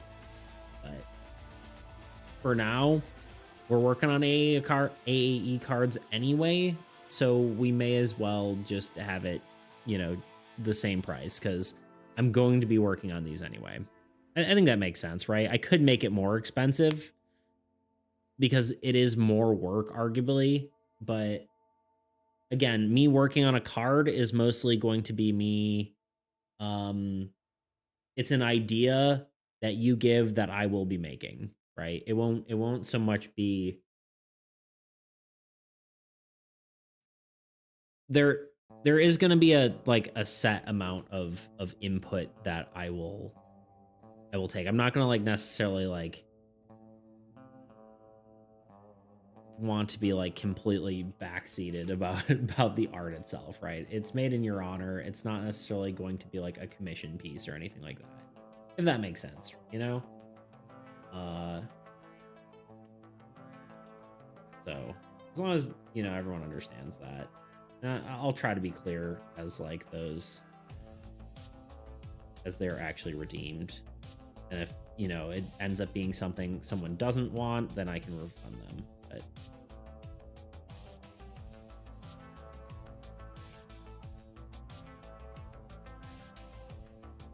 it's not like here's a card that you get full creative control over. It's like I will make the card that you suggest and I'll fit it somewhere into where I need it, you know.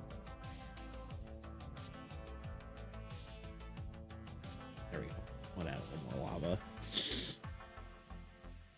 I think I'm gonna save it for a card, and then every time I play the physical copy of the game, I'll be deploying my card like you should was Dark Magician. There you go. Okay, I think it's officially done. I think this is it. I'm actually pretty happy with that. The Pyromancer. It's 111 right now. I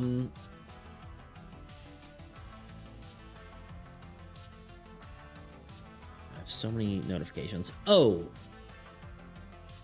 please, can I please have 12.8k Bitcoin loan? Unfortunately, I can't do that. The only thing I could do is set up gambling, so you could bet all your Bitcoin, but you'd have to win. So, what up, Beats? Yo, Bishop, what's up, dude? No specific reason. Yeah, there you go. I'm just gonna throw it out there. I haven't done one of these guys game jams yet, but if you are looking to get into a card game jam, the Spirit Rivals game is doing a game jam, a card game jam tomorrow. It starts tomorrow. If you look at I'm pretty sure if you just look up Spirit Rivals, you'll find it, but they are doing a game jam tomorrow. So if you want to get in on a game jam, that's a great way to do it. And it's card games, so unlike, you know, most of the game jams you see out there that are video games, you could easily do that, something like that. Like I said, I don't have any sort of like affiliation with them. I just joined their Discord server when I heard they were doing game jams, and I don't know if I have time. But they seem cool, and if you're looking for a game jam, it's a great way to learn that kind of thing. So yeah, figured I'd shout it out because it's it's a cool thing. What about a beat jam? True. I have so many tabs open. Yeah, let's get this card into Dexterous, and then we'll probably be done. We've been going for what, 3 hours, a little over 3.5 hours now. And like I said, it's my brother's birthday today, so I can't stay too long. But I haven't really done much work this week. Like my dad's been in town, so I've been at my brother's, and usually when my dad's in town, we like work on like my brother's house because he likes to do that kind of thing. He I don't know. So that's kind of what we've been doing. Which is nice because my brother does pay me for it, which means I can keep doing this kind of stuff. But Pyromancer looks so good, dude. Yeah, I'm actually really happy with how she turned out. Pretty cool. It's funny how cool like these little stick people can look. You know, it's kind of silly. All right, let's first what we need to do, I guess we got to turn off the this, which it actually still looks pretty cool without the border, but not that it really will ever think, oh god, what have I done? Not that anyone will ever see it like that, for the most part, but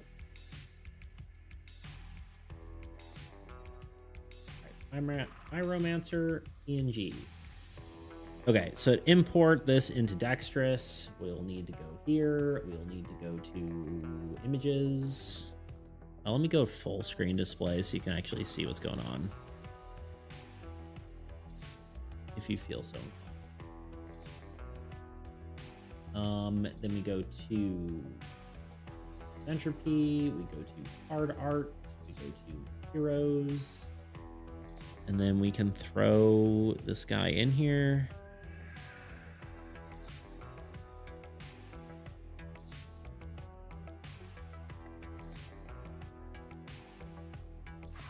Art, card art, player art, heroes. Then we throw the Pyromancer in here. Game jams are so cool because so many people continue working on the games, their game jam projects long after, like Deer Beats, for example. Exactly, yeah. And pretty much all my games are game jam games. Well, Soul isn't, but like I would say Blight of Blackridge is also basically a game jam game. It's not like quite the same, right? Not really a game jam, but it was made in 24 hours, and we can pretty much consider that a game jam game. Okay, next we need to go to, let me actually just pull up my document here.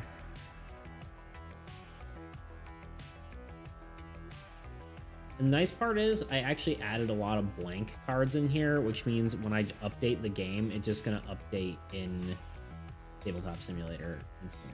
So that's kind of nice. All right, we add a hero in, insert below hero. We'll have 2 copies of each. Ooh, not 32 copies. 2 copies of each card. We do need the art, which I believe I already copied. They are the. That is spelled correctly, right? Pyromancer. Yes, Pyromancer. And then they're gonna have a triggered effect as their attack, and it will be the rest. Okay, well, first of all, they need to be able to attack. That's one thing.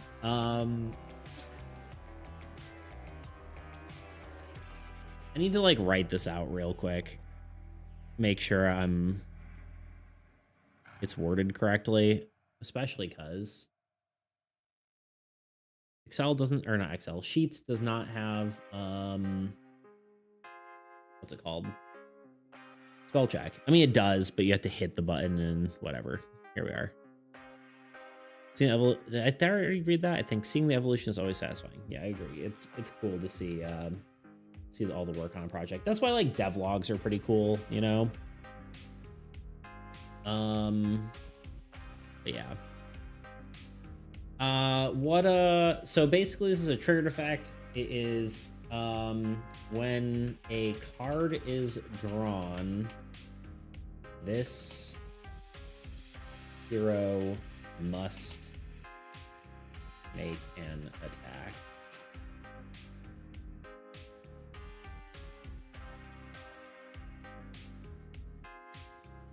Which means they get like so many attacks, but they're probably just gonna die instantly. Unless you play them and then just put a ton of units on them. You have to like really feed them, otherwise they burn up basically. Alright, card is drawn.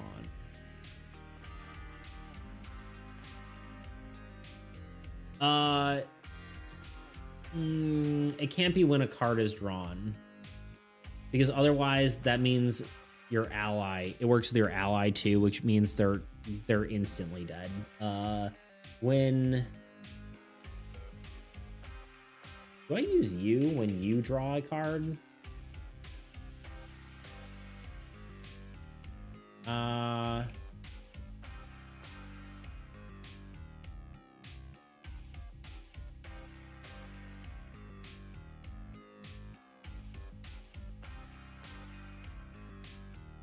You draw.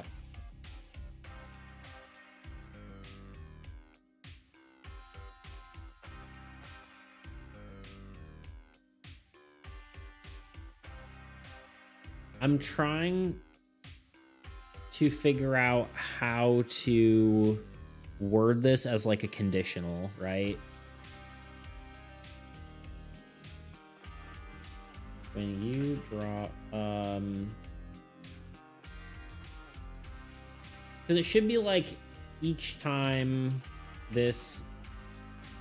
each time you draw a card,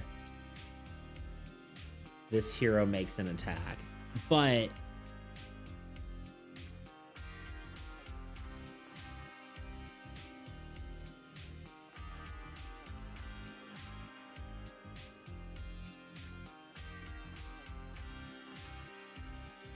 I don't know, that wording could probably be better, but we'll call it good enough for now. Each time you draw a card, this hero makes an attack. What if she couldn't attack if she had one unit? So the point is that she kind of self-implodes if you don't have units on her, because the number of the idea is that you kind of, to balance it out, because making more than one attack is super powerful. So this kind of balances it out. That's like you can make potentially, you know, while playing the God of Magic, if you have enough card draw, you could in theory, you know, make like 6 attacks on one turn, which would be kind of insane. Which means they're basically going to be like a minion killer, probably, unless you can stack a bunch of units on them. But I think it's kind of a unique thing. I think I want it to be kind of you kind of implode, you know, if you're not careful. It's kind of a balance thing. Oh, you know what I also need to do? I need to go here. Then we can see what she looks like.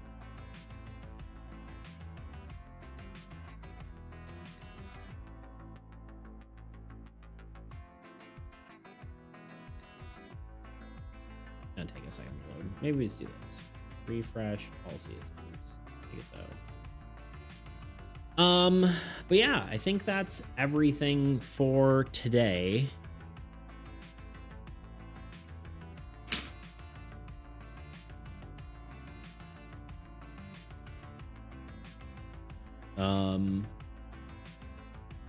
There she is.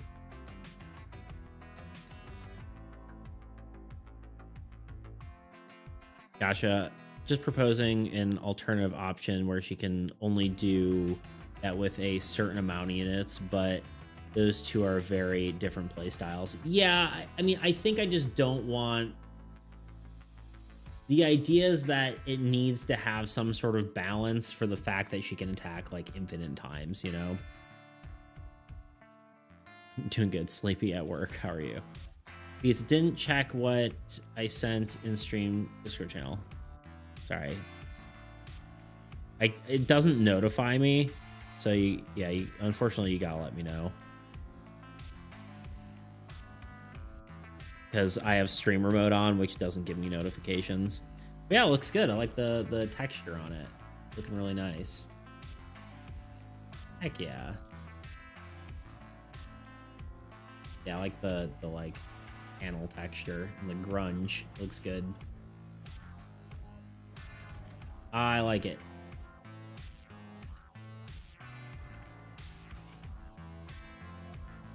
I like it. I like it.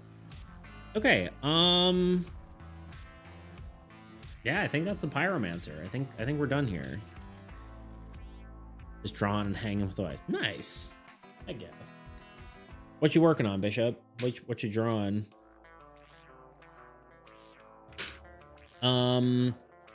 Yeah, I think this is it. I think we're probably gonna have to find someone to raid. Because we are... Any ideas what card you want to do next? I think we may need to rework Iron Sentinel just because I kind of want them to fit the magic deck. And then I think we only have... We don't really need to, arguably. But we could just use this because this effect is good, but it might be better on something else. I don't know. We'll have to see. But we could easily slot them into the magic deck, potentially. Otherwise, we need one more mage-like hero, and then we have one more mage-like land, which is probably what we'll do. Maybe like some sort of arcane land next. So maybe something like that. The Iron Sentinel card looks awesome. Yeah, that one turned out really well. Yeah. that one I'm pretty happy with, but thank you.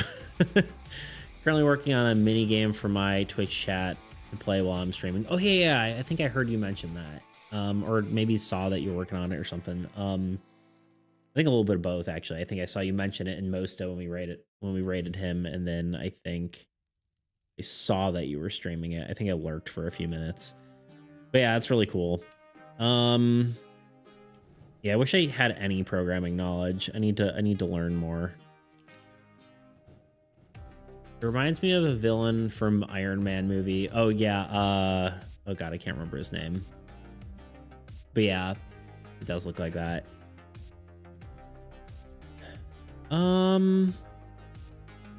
What are you guys feeling? More art stuff? More like nerd game stuff? Like we got some people doing like D&D stuff, or